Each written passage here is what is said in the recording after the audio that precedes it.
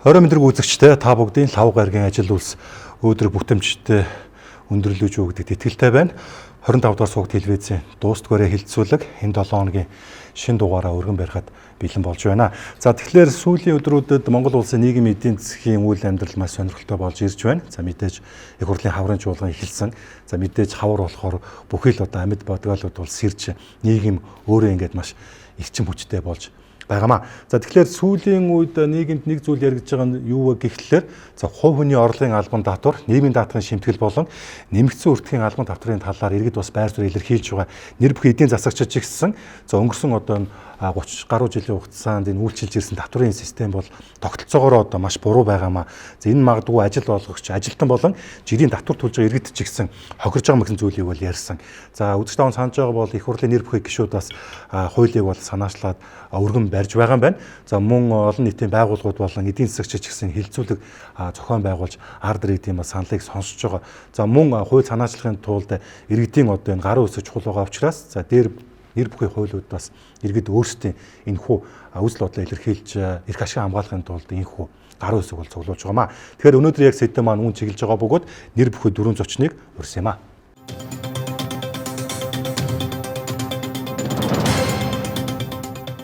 За ингээд хилцүүлэлт хүрэлцэн ирсэн та дөрөвтэй тодорхойлол илэрхийлье. За бид тэр өмтгөлөө нэлээ хурц ярьчих шиг боллоо. Тэгээд манай дуустгаараа хилцүүлэг ер нь баг 4 дугаар тутмын нэг нь яах аргагүй энэ татвар шимтгэл тийм ээ. За одоо энэ нийгмийн даатгалын шимтгэл, хувь хүний орлогын албан татвар, за нэмэгдсэн үртгийн албан татвар бол одоо энэ бүгдийг ярьж байгаа юм. За магадгүй бас бидний энэ хэлж ярьж байгаа зүйлийг эрх баригчид, за улс төрийн намууд, төрийн байгууллагууд, эдийн засагчид, ард иргэд бүгд л одоо харж сонсож байгаа байх.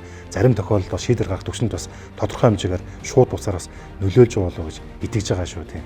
За одоо өнөөдөр манай хилцүүлэгт зочноор нийгмийн даатгалт ерхий газрын дарга Бачаргал ирсэн байна. Басангийн Бадчаргал нийгмийн даатгалын ерөнхий газрын дарга, бизнесийн удирдлагын доктор. За эдийн засагч Шинэ Гэрэл ирсэн байна. Рэгзэнгийн Шинэ Гэрэл эдийн засагч. За татврын мэрэгсэн зөвлөх Инх сайхан ирсэн байна. Дугарж явын Инх сайхан татврын мэрэгсэн зөвлөх. Бизнес ухааны доктор Лавгжав ирсэн байна. Баатарч явын Лавгжав Монголын үндэсний худалдаа аж үйлдвэрийн танхимын ерөнхийлөгч асан Урбаныг хязгаарлагдмал хариуцлагатай компани ерөнхий захирал, бизнесийн ухааны доктор. За тэгээ та дөрөвтэй би дахин талархлаа илэрхийлээд албан ёсоор ингээд хилцүүлгээ эхлэе. Тэгээд яах аргагүй өнөөдөр бидний ярьж байгаа сэдв бол зөвхөн энэ сүүлийн нэг сар биш. За миний ойлгож байгаа бол хэдэн сар жилийн хугацаанд бол нийгэмд бол маш хүчтэй яригдчихэж байгаа. Тэгээ яг шийдвэрлэх явц нь өөрөө жоохон удаан байж болох талтай ч гэсэн би нэг зүйлийг итгээд байгаа. Тэр нь юу гэхээр ерөнхий сайд оюун эрдэнэ шинэ жилийн мэндчилгээнд хаврын чуулганаар энэ татврын боллын нийгмийн даатгалын багц хуулийг бол чуулганаар оруулнаа, өргөн барина гэсэн тэр ажил маань одоо ямар шатандаа явж байгаа юм бол шинэ парламент одоо эдгээр бүрэлдээд бүтэн жилийн хугацаа болоогүй байгаа ч гэсэн нийгмийн зүгээс бол маш их хүлээлт байгаа боловч зарим тохиолдолд бас сансан төдийлөлд хүрэхгүй байгаа юм дүр зураг явж байгаа. Тэгэхээр ер нь яг өнөөдөр бидний хэлцэж байгаа энэ гурван сэдэв маань хэр чухал асуудал вэ гэдгийг би та дөрөөс эхлээ тавья гэж бодож байна. Тэгээд төрийн байгууллагын төлөөлөлд ирсэн Бачаргалаас эхлэе гэж бодож байна. За та бүхэн өнөөдрийн мэндийг хүргэе. За нийгмийн даатгалын тогтолцоо өөрөө яг эцсийн эцэд хүнд очно, алддаг хэрэг хүндэл очно. Тийм ээ, хүнэл хамгаалдаг юм тогтолцоо. Тэгээд нүүбд өнөөдөр 193 улс бүртгэлтэй байгаагаас за 183 улс нь бол яг нийгмийн даатгал буюу шимтгэл төлдөг юм тогтолцоотой. За бус тусууд нь бол татвар уюуд одоо татвараас санхүүждэг нийгмийн хамгааллын тогтолцоотой. За тэгээд холимог тогтолцоо гэдэг олон янз байгаа.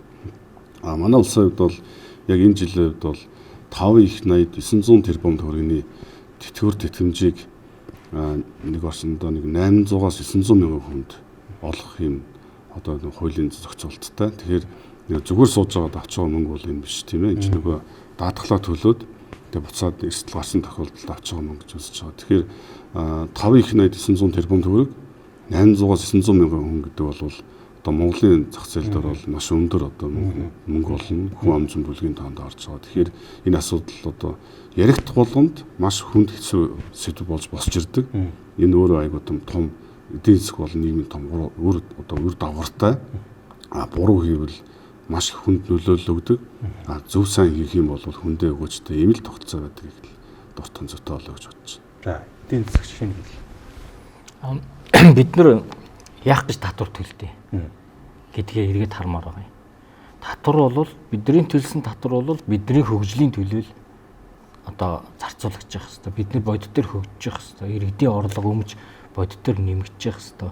Боловсролын чанар, эрүүл мэндийн үйлчилгээний чанар, бизнесийн дэд үтц бодит төр сайжирч явах хэрэгтэй. Тэгээд өнгөрсөн одоо 30 жилээс зөвхөн сүүлийн 10 жилийн авч үзье л да тийм ээ. 2015 оныг 2025 онтой харьцуулахад улсын төсөв бараг 6 дахин нэмэгдсэн байгаа байхгүй юу? Төсвийн орлого. Одоо 2015 онд нэг 6 их 80 орчим төгрөг, 6 их 80 хүрэхгүй төгрөгийг улсын их хурл баталж ийсэн. Сая өнгөрсөн одоо их хурлаа бараг 35.5-ыг батлах шахлаа шүү дээ. Тэгээ буулгаж хагаад 33.5 их 80 төгрөгийн одоо татвар болон бусад орлого улсын төсөв төлрүүлнэ гэж баталсан. Гэтэл 2015 онд ажилчдын голт цалин ямар байсан юм? Өнөөдөр ямар байгаа юм? Өнөөдөр бол 2 сая 230 мянган орчим одоо төгрөгийн голч цалин одоо иргэд авч ийн гэсэн юм. Одоо статистикийн төв газрын судалгаа байхгүй. Энийг харьцуулахаар энд 10 жилийн хугацаанд дөнгөж 3 дахин өссөн байна.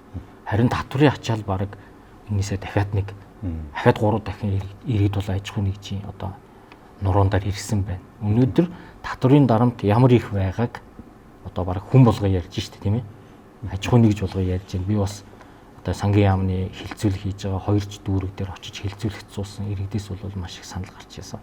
За мөн одоо хувь хүний орлого албан татврыг багасгахыг, ачааллыг нь багасгахыг гэдэг одоо тэр нийтийн өргөдлийн систем дээр одоо санал оруулахад 7 хоногийн дотор 100 мянган хүн одоо санал өгч байгаа. Үүний 85% нь 18-аас 40 насны залуучууд байгаа байхгүй.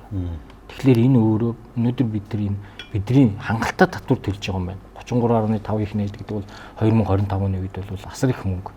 Гэтэл энэ маань одоо үнэхээр яг биднэрт хэрэгтэй зүйл зарцуулагдаад байна уу? Хөгжилд хэрэгтэй зүйл зарцуулагдаад байна уу? Эндийнх нь хэдэн үн одоо үр ашиггүй зүйл зарцуулагдаад байна гэдэг л асуудал болж байна. За мэрэгсэн зөвлөх инх сайхны хэр чухал сэдв бай. Ер нь өнөөдөр яригдж байгаа асуудал бол үнэхээр чухал асуудал. Үг гэдэг чинь одоо нөгөө иргэн болоод аж ахуйн нэгжүүд нь гайгүй баян байж аж улс баян байдаг. Угаасаа өөр арга байхгүй. Аж ахуйн нэгжүүд хангалттай орлоготой иргэд нь авч байгаа цагдаагийн хөдөлмөрийн хөлс одоо бусад орлого нь амжиргаанд ингээд хангалттай хүрэлцээтэй ийм нөхцөлд л өөрөөр хэлбэл нэгээ дагч улсын төсөв улс ахиу мөнгө зөвлөрнө. Тэргээр одоо иргэд улсын төлөө ажил хийх ёстой болсон. Хоёрдугаар өнөөдрийн татврын шинжил хийж байгаа энэ үе өөрөө бас нэг онцлог үе байна. Америкийн одоо ерөнхийлөгчийн сонгуулиар Трамп сонгогдсон. Трампын сүүлийн үед явуулж байгаа татвар тарифын бодлогууд дэлхий тэрчгээр харж байна. Чи бас нэлээд тийм өөрчлөлт биднэрт хөтөл 10% тарифын татвар тавьсан. Зүүн Аз, Хятад, Япон, Солонгос, Вьетнам явсад улсууд асар өндөр тариф тавилаа. Хятад сөргүүлээд 34%, Америкийн бүх төрлийн баруун 34% ногдуулж байгаа ингээд зарлчлаа. Тэгэхээр энэ шинжилгээг одоо хийхдээ ер нь яг ерөнхий сайд татврын шинжилгээ хийж байгаа юм бодлого төвшүүлсэнд талархаж байгаа. Энэ үнийг хамгийн гол нь хийхийн тулд ам хаахын тулд гэдэг юм. Эсвэл одоо нэг татвар байлууд нэг тийм өнгө засал төдий биш. Асуудлыг углуугаар нь одоо манай дарга нар чинь нэг том зургаар нь энтергээ ярьдаг болсон шүү дээ. Том зурагч юу аах вэ? Ер нь углуугаар нь хараад тий нийт эдийн засагт, нийт энэ улс орны хөгжилд, нийт хүн ард татвар төлөгч нарт одоо даатгуулагч нарт илүү ээлтэй татвар төлөгч нар очиж байгаа татврын дарамтыг аль болохоор бууруулсан. Гадаад дотоодын хөрөнгө оруулалтыг өөгшүүлж урамшуулахад дэмжлэг болсон. Үндэсний аж ахуй юм одоо хөгжүүлэхэд дэм өгсөн. Тэрний урт хугацааны татврын одоо доктортой тийм бодлогоор дэмжсэн үйлдвэртэй болохыг өөрөөр хэлбэл үнэхээр бүр бүх шатанд бүх салбарт үйлдвэртэй болохыг өөгшүүлсэн ийм л одоо шинжил болоосоо гэсэн хүсэлт нийт Монголын ард түмэнд байгаа. Тэгээ энэнийхээ дагуу одоо хийгээсэй л гэсэн одоо тийм хүсэл байна. Доктор Лав. Энэ өрөө мэндийг хүргэе. Хүмүүс бүгдээ тэ. Нийгмийн татвар 2 бол харахад мөнгөнд нүнгээр бол адилхан юм боловч хоёр өөр үүрэгтэй зохион байгуулалттай эдэлтэй. Тэ. Шинэ бол татвар дээр одоо бид нар олон жил ярьж байгаа. Ямар ч байсан жасруугаа үед бол 45-аас 50% татвартай байлаа шүү дээ. Тэр маань явсараа одоо өнөөдөр аж ахуйн зарим 90% нь бол одоо аж ахуйн орлогонд 1% төлж байна. Одоо 20 оны өөрчлөлтөөр тий. Нөөт гэдэг бол тусдаа орлогын тусдаа татвар л да. Гэтэл иймэрхүү системээр бид нар бол чинь татвар дээр бол сүүлийн 20 жилд 3-аас 4 удаагийн өөрчлөлтөөр нэлээд явж системийн нэлээд том өөрчлөлт хийсэн байна. Гэтэл нөгөө талд нь бол бид даатгал бол одоо яг нарийнда социализмын үеийн системийг тэрээр яриа яваад байгаа юм. Философи, хандлага юунууд. Нөгөө талаас одоо чинь даатгал дээр хамгийн наазах нь ажил болгоч юу яах гэж эрүүл мэндийн даатгалыг төлж байгаа жишээ нь одоо ажилтныхаа. Ихэнх улсууд бол эрүүл мэндийн даатгал нь хувь хүний иргэний үүрэг. Тийм учраас бол эрүүл мэндийн даатгалаа хувь иргэн өөрөө л хариуцдаг. Тэр бол компани хариуцах юм шаардлага байхгүй. Чинь одоо хамгийн наазах нь компани холбоотой даатгалууд байгаа. Даатгалч нэг 5 төрөл байгаа шүү дээ. Нэг ослын хийдэг юм ажлуудын ч юм уу. Тэр даатгалыг олж чинь одоо компани бол тодорхой хэмжээний үйлчлэл явж болно. Гэх мэтлэнгээр бид нэг цаад үндсэн философийг нэлээд харах хэрэгтэй. Хамгийн гол нь бид нар олон орж байгаа шүү дээ. Энэ хоёр том системийн өөрчлөлтийг хийх гэж байгаа ерөнхий сайд маань энэ хоёр том системийнхаа ирсэн уламжлал, бий болсон хөгжил тэ гарцыг өнөөдөр өөрөө олж харж чадж байна гэдэг гол асуудал байна. Яг нэрэнд бол оюурд нэг зарлчаад өөрөө таг дугуулсан шүү дээ. Сая сүүлийн энэ хаварж байгаа болсон татварын хилцүүлэг дээр нэг ч хэрэггүй. Яг нэрэнд бол оюурд нь өөрөө оройлж оролцох хэрэгтэй. Даатгалын системийн өөрчлөлтөөр нэг ч хэрэггүй байгаа. Тэгэхээр би энэ гол нь системийг өөрчлөгч байгаа хүмүүс маань өөрөө энэ хоёр системийнхаа мэдлэг чадвар процессыг мэдж явах хэрэгтэй. Түрүүн Трампыг ярьж байна. Трамп худалдааны дээн хийгээд бид нар Сүхбаатарын талбай дээр хоолны дээн хийж байж байгаа шүү дээ. Энэ хоёр бол хоёулаа хоолтой холбоотой. Гэхдээ нэг нь бол аягны хэмжээгээр юм сэтгэж ярьж зодоо хийлгэж байна. Нөгөөх нь бол дэлхийн хоол аягны хэмжээгээр бас яригдээд байна л да. Гэтэ энийг бол бид нар ялангуяа оройлон хийж байгаа манлайлагч маань өөрөө энэ системийн өөрчлөлт рүү гүн орооч. Би олон хилцүүлэг дээр энэ тэнд байнга хэлээд оюурд нэр хэсэд та өөрөө гардаад орооч наад юм лугаа. Тэгэхгүй бол наадахны чинь голоор одоо чинь сангийн юм бол татварын өөрчлөлтийг бол их бодлуулж байгаа. Одоо бүр ерөнхийдөө тийм мэдэл очихгүй гол аял. Жавхлан бүгдийг хаачаад байгаа. Нийгмийн даатгал бол юм явж байгаа гэж Бачаргал дарагтны уулзалтад ярьжсэн. Тэнд бол гэхдээ одоо философийн өөрчлөлт хэрэгтэй, систем өөрчлөлт. Би бол тэгж хараад байгаа. Түүнээс нэг тоо маань наашин цааш нь жоохон хөдөлгөх энэ бол асуудал биш. За ер нь бол бид нар ингээ цаашдаа энэ татварын бодлогыг бол нэлээд тийм чангатгсан биш, сулсан байдлаар авч явах хэрэгтэй. Өнөөдөр бид нар сүүлийн 8 жил, ялангуяа сүүлийн 4 жилийн хугацаанд бол иргэдийнхээ хосын шүтгэлсэн шүү дээ. Өнөөдөр бид нар чөлөөт зах зээлээ нээлттэй тавьж өгч, аж ахуйн нэгжүүдэд дэмжиж, ажил хийж байгаа оргодын иргэдийн маань бодит орлого өөрт нь үлдэж, за тэр нь дахиад нөгөө худалдаа авалтаараа буцаа татвар хэлбэрээр төрд ирэх нь тодорхой гэдэг ийм тайлбаруудыг, ийм боломжуудыг өсгөн Баярмаа гишүүнээс хэлж чинь. Тэгэхээр за манай Бунсалмаа гишүүн, Баярмаа гишүүн бид гур бол иргэдийнхээ санал санаачлалыг дэмжиж байгаа. Цаашдаа бас энийг аваад ажил болгоод, хуулийн төсөл болгоод явнаа гэдгийг та бүхэндээ бас хэлье. За, Бачаргал дарга засгийн тэргуун би түрүүхэн хэлээд өнгөрлөө. Шинэ оны одоо нэг босгон дээр мэдлэгээ дэвшүүлээд хэд хэдэн багцуулыг хаврын чуулганаар өргөн барина гэсэн. Нэг нь яах аргагүй нийгмийн даатгалын хууль. За энэ тогтолцоо нэг л биш байгаа гэдгийг бол хаана хүлээж зөвшөөрсөн. Тэгэхээр хаврын чуулган чинь эхлээд бас хэд хончлоо.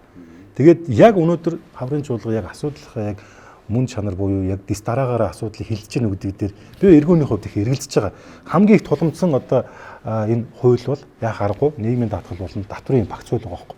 Тэгэхээр энэ хууль маань одоо яг өргөн баригдахад юу бэлэн болж байна уу? Энэ байнгын ороогоор хизээ орох гэж юм те.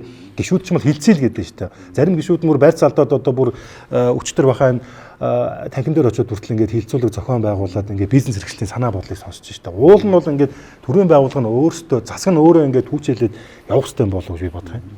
За тэгээ. За яг нийгмийн даатгал ерөнхий газрын даргын эрх хэмжээнд ярих хэмжээндээ л ярив. Бас чиг үүрэг бас тодорхой байдаг учраас бид нэр Яг нийгмийн даатгал дээр яг юу хийх ёстой юм бэ гэдэг асуултанд эхлээ хариулах ёстой шүү дээ. Оншоо тодорхойлох ёстой. Одоо энэ ч лагжоо докторын хэлдэг шиг үнэн л дээ. Бид нар яг ямар байсан, юу хийж чадсан, юу хийж чадаагүй юм, одоо ямар байдалтай байна гэдгийг оншоол ер нь тодорхой болчихсон.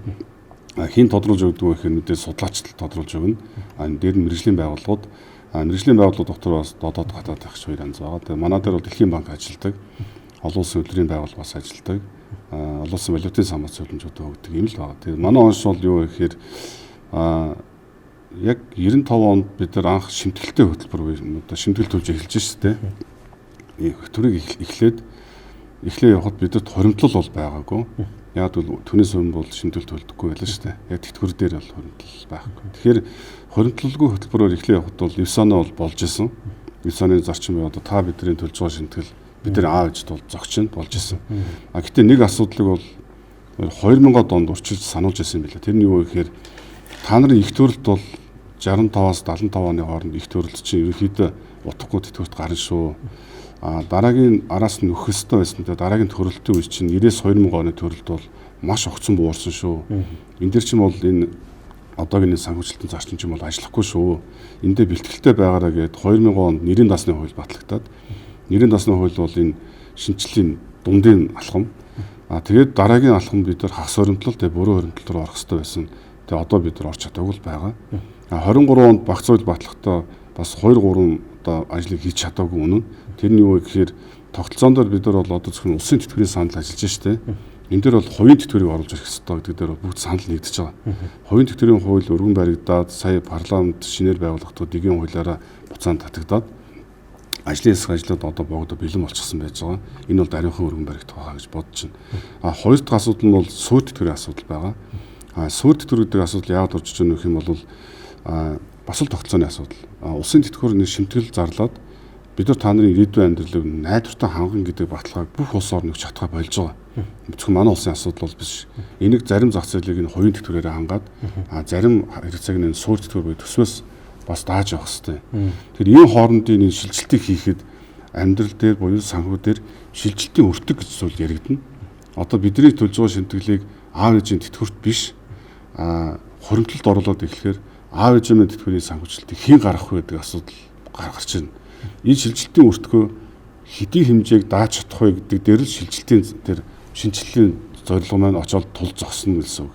Тэгэхээр доктор саяг өмнө л хэллээ л дээ. Шилжилтийн өртгөө хэн даах вэ гэдгээ нэгдүгээр тоглоомын дүрмээр зохиох тохирох хэрэгтэй.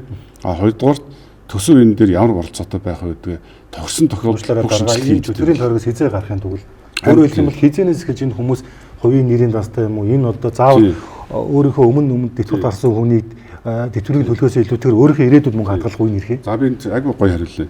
Өнөөдөр хууль батлаад маргааш гардаг тэтгэврийн тогтолцоо бол байдаггүй. Яг бол тэтгэврийн тогтолцоо болон шинжилгээ аажгүй хийгддэг юм бэл. Энэ бол маш аажгүй гэдэг. Энэ шилжилтийн хугацаа байдаг тийм. Тэгэхээр энэ шилжилтийн хугацааг жишээлбэл зарим улс бол 40 жил харж байна. Зарим нь 30 жил харж байна. Энэ дунджаар бол 30-аас 35 жилийн хооронд л хийгддэг шилжилтийн хугацаа бол. Яагаад вэ гэхээр энэ одоо би түрүүнд дурдах 5 их 80 900 тэрбумын зардал гэж ярьж байгаа шүү дээ. Энэ зардал чинь маргааш ихт байхгүй болохгүй байхгүй. Энэ зардал чинь ахмадууд нь байж л байна. Энэ мөнгө олгогдоод явах ёстой. Тэр хүмүүс амьдралаа баталгыг хангах ёстой. Одоо нэг ийм хүмүүс байгаа шүү дээ. Учрал байгаа.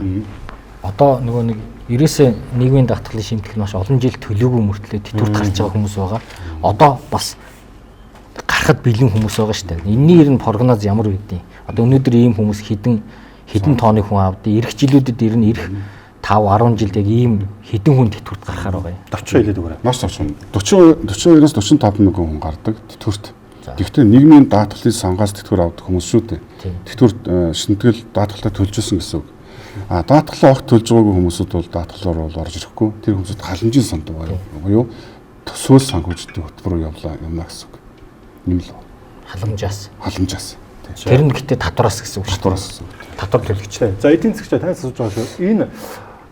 Энэ сар 4 сарын 1-ээс ингээд хөдөлмөрөөс доод хэмжээ ингээд өсөж байна те. Өөрөөр хэлэх юм бол ингээд бараг 800 сая төгрөг болчихлоо. Энэ хэрээрэл татвар шимтгэл бас энэ хэрээл өснө. Энээс одоо суутгах нь өснө шүү дээ. За яг хөө тэр нөгөө дулаан халуун утга ус бол энэ жилдээ нэг нэмэхгүй 26 оноос нэмэгдэнэ. За тэгэхээр бид нар хуулиа гаргаж амжаагүй, хууль нь хэрэгжээгүй байхад бид нар хичнээн цалин хөлс тэтгэвртэй нэмэр байгаа мó л гэж би асуух гэдэг байна.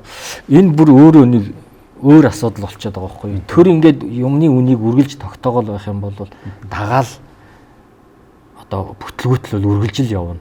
Яг л хөдөлмөрийн хөлсний доод хэмжээ гэдэг бол ер нь бол энэ чөлөөтэй тогтох юмыг л ингээд доод лимитийн тогтоогод байгаа шүү дээ. Та нэг нэмэх шаардлагагүй зүйл гэж байна уу? Гэхдээ ер нь бол хөдөлмөрийн хөлсний доод хэмжээг заавал байх ёстой юу, байх ёсгүй юу хатуугаар тогтоох хэрэгтэй юу гэж үү? Тийм. Илүү одоо энэ төрийн оролцоо маш их байгаагийн одоо илрэл шүү дээ. Нөгөө талаараа бол ажилтан өөрийгөө үнэлүүлж байгаа л үнэлгээ болохоос биш. Тэрийг чинь заавал нэг тогтоогоод байх одоо шаардлага байгаа мó. Яг энэ маш олон хүчин зүйлтэй уялдаатай л да. Хэрвээ одоо манайх үнэхээр төрийн эдийн засгт оролцоо бага, гадаадын хөрөнгө оруулалтыг чөлөөтэй татаж чаддаг тийм дээр тэр янз бүрийн одоо хязгаарлалт нь маш бага. Бид нар ингээд илүү чөлөөтэй худалдаа хийдэг, чөлөөтэй хөрөнгө оруулалттай байсан бол бидний бүтээмж бас өөр байх байсан байж. Би танаас асууж байгаа нь түр ингээд яг хөдөлмөрийн доод хэмжээг ингэж хатуугаар ингэж тогтоодог тийм үү? Төрийн албан хаагчдын цалинг нэмдэг тийм. Одоо бүр хуульчилсан шүү дээ. Тэнгүүд энд хин хохирж ийн гэхээр би та дөрөв шууд дөрүүлж асууж байгаа шүү. Хувийн хвшил энэ ажил олгож хохироод байна л да. Өөрөөр хэлэх юм бол төрийн албан хаагчдын цалин 20% ч үгүй юм 15% ч 12% ингээ нэмлээ гэр чинь хувийн хвшил ингээ энэний ард ингээ хоцорчгоор чинь тэр хувийн хвшилд ажиллаж байгаа ажилч чинь ингээд яагаад миний цалин нэмэгддэг юм бэ? Төрд ажиллаж байгаа ийм давуу хэрэгтэй байд юм уу? Эсвэл би төрж явъя те. Эсвэл би Солонгос руу явъя, Монголоос гараач гэдэг юм уу те. Ийм сонирн байдал ингээд парадокс үүсэж байна л та. Өөрөөр хэлэх юм бол яагаад хувийн хвшлээ орхиод ингээд та нарын ингээд нэмсэн шүү гэд ингээд амын ингээд хаагаа яваад. Гэтэл яг төр болон хувийн хвшилд ажиллаж байгаа тоог нь харах юм бол хувийн хвшил хит дахин илүү байгаа шүү дээ. Тогтолцоо системээр эргэж харахгүй болохгүй болчиход байгаа байхгүй. Яагаад гэвэл одоо төсөв өөрөө дотоодын нэвтрэгдэхүүний бараг 40% өгчлээ шүү дээ. Дээр нь төрийн өмчийг нэмээд төрийн өмчч одоо бараг хамаг Монголын том бизнесүүдийг бараг авчлаа шүү дээ. Одоо энэ ингээл 35-аас 50% нь бараг булаагаад авч яана одоо. Ингээд ирэх юм бол энэ чинь бараг 70-80-90% очих юм бол нөгөө хамгийн олон ажлын байр шингээж байгаа жижиг дунд үйлдвэрийн салбар болон хувийн хвшилд явж байгаа салбарууд чинь бол ерөөхдөө энэ төрийн юунд ингээд тэр чигтээ ширэгдээ явчих واخхой. Тэгэхээр бид нар энийг бол ер нь одоо эрс өөрчлөхөөс өөр арга байхгүй. Ягаад гэвэл энэ чинь ингээл ерөөсө төр гэдэг юм бол ингээл машинлуул ингээл өөрөө ирэхгүй бүгд татагдаад байна шүү дээ. Тэгээ хуульчлаад өөрөө ингээд жил болгон төрийн албан хаагчдын цалин хангамжийг инфляцтай үйлдүүлэн жил болгон нэмнэ гэсэн хуультай заа юу. Тэгэл тэр чинь бүр ингээд зүгээр нөгөө тэгээ тэр бүх мөнгө хаанаас ирдгүүг л нөгөө татвар төлөгчдөөс ирж байгаа. Тэр чинь ингээд жил болгон ингээд 10% нэмээд аваад байна л гэсэн үг байхгүй. Зөвлөгөө энэ салбарын сайд нь ингэж юм л да. Энэ хэдхэн өдрийн өмнө хэлсэн юм мэдээлэл шүү. 1.8-аас 5 сая төгрөгийн юм орлоготой бол дундаж давхар тооцно гэж байгаа байхгүй. За 5 сая болиотой яаж 1.8 сая төгрөгийг дундаж цалинтай дундаж амьдралтай гэж тооцож байгаа юм бол би нэг маш их гайхаж байгаа. Энэ 1.8 сая төгрөг чи гар дээр нь ирэхгүй шүү дээ. Энд дээр чинь татвар шимтгэл нь аваад чаавас сая 500 ч авахгүй шүү дээ. Сая руугаа л ойртно. Тэгээ өнөөдөр ингээд нэг одоо гэр бүлд одоо ажил хийдэг нэг хүн байлаа гэж бодъё. Тэгэхэд энэ сая төгрөгөөр амьдрах юм уу? Нэг айлч 2-3 хүүхэдтэй. Тэгээ ингээд салбарын сайд нь ингээд тахаар би жоохон хайсаг бол гайхалтай асуудал юм. Ерөн зүгээр нь энэ нийгмийн даатгалын шинтгэлтэй холбоотой асуудал өөрөө үнэхээр анхаарал татсан асуудал. Энд чинь өөрөө цалин хөдөлмөрийн хөлс гэдэг юмтай холбоотой тэгээ ажил олгогчдоор одоо ажил олгогчийн нийгмийн даатгалын шинтгэлийн 10% аваад шүү дээ. Олохоор татсан цалингийн дүнгээс. Тэгээ энэ өөрөө баг энэ стартап компаниуд тэгээд өөрөө л чадaltaй боловсралтай тийм хүмүүс одоо тийм ажилтнаар өөрөө л нөгөө ажлын бага бүрдүүлэх тэр хүмүүсийн хүч хөдөлмөрийг ашиглах энэ юмд айгүй сөрөг нөлөө үзүүлээд байгаа байхгүй дарамт нь. Яг хоо энэтэй холбоотой энэ нийгмийн даатгалын асуудал зөвхөн нийгмийн даатгалын асуудал. Энэ өөрөө төсөвтэй холбоотой байхгүй юу? Монгол улсын төсвийн тухай хууль дээр бүр заалт байгаа. Монгол улсын нэгдсэн төсөв нь орон нутгийн төсөв, улсын төсөв, ирээдүйн өв сангийн төсөв, нийгмийн даатгалын сангийн төсөв, эрүүл мэндийн даатгалын сангийн төсвөөс бүрднэ. За 2024 оны төсөв өргөн баригдаад буцаад татагдаад байх юм боллоо шүү дээ. Тэгээ тэн дээр би явахтай эдийн засагч хүний хувьд тэр төсөв таарсан байх юмнуудыг ингээд тойруулаад үзээд өргөн барьсан төсөв тэрийг үзэхээр төсвийн алдагдлыг анхны өргөн барьсан төслөөр дотоодын нийтлэгдэх 20% шигдэхгүй байх шүү дээ. За гэтэл яг ингээд тооцоо 20% бариулсан тоог нь ингээд харахаар төсвийн алдаг эрүүл мэндийн даатгалын нэмэх сан нийгмийн даатгалын сангийн дүн үлдэгдэлт нь нэмэх.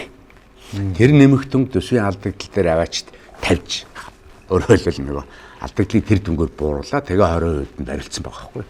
Энэ одоо яагаад ингэдэм бэлгээ хөөсөн чинь саяны төсвийн хуульд байгаа тэр нэгдсэн төсөв гэдэг юм дотор эрүүл мэндийн даатгалын сан, нийгмийн даатгалын сан орох шүү дээ. Аль татвар, ноогдол, шимтгэл нь танд ер нь таны амьдралд дарамт учруулж ийн хамгийн их нөлөө үзүүлж байгаа нь аль нь?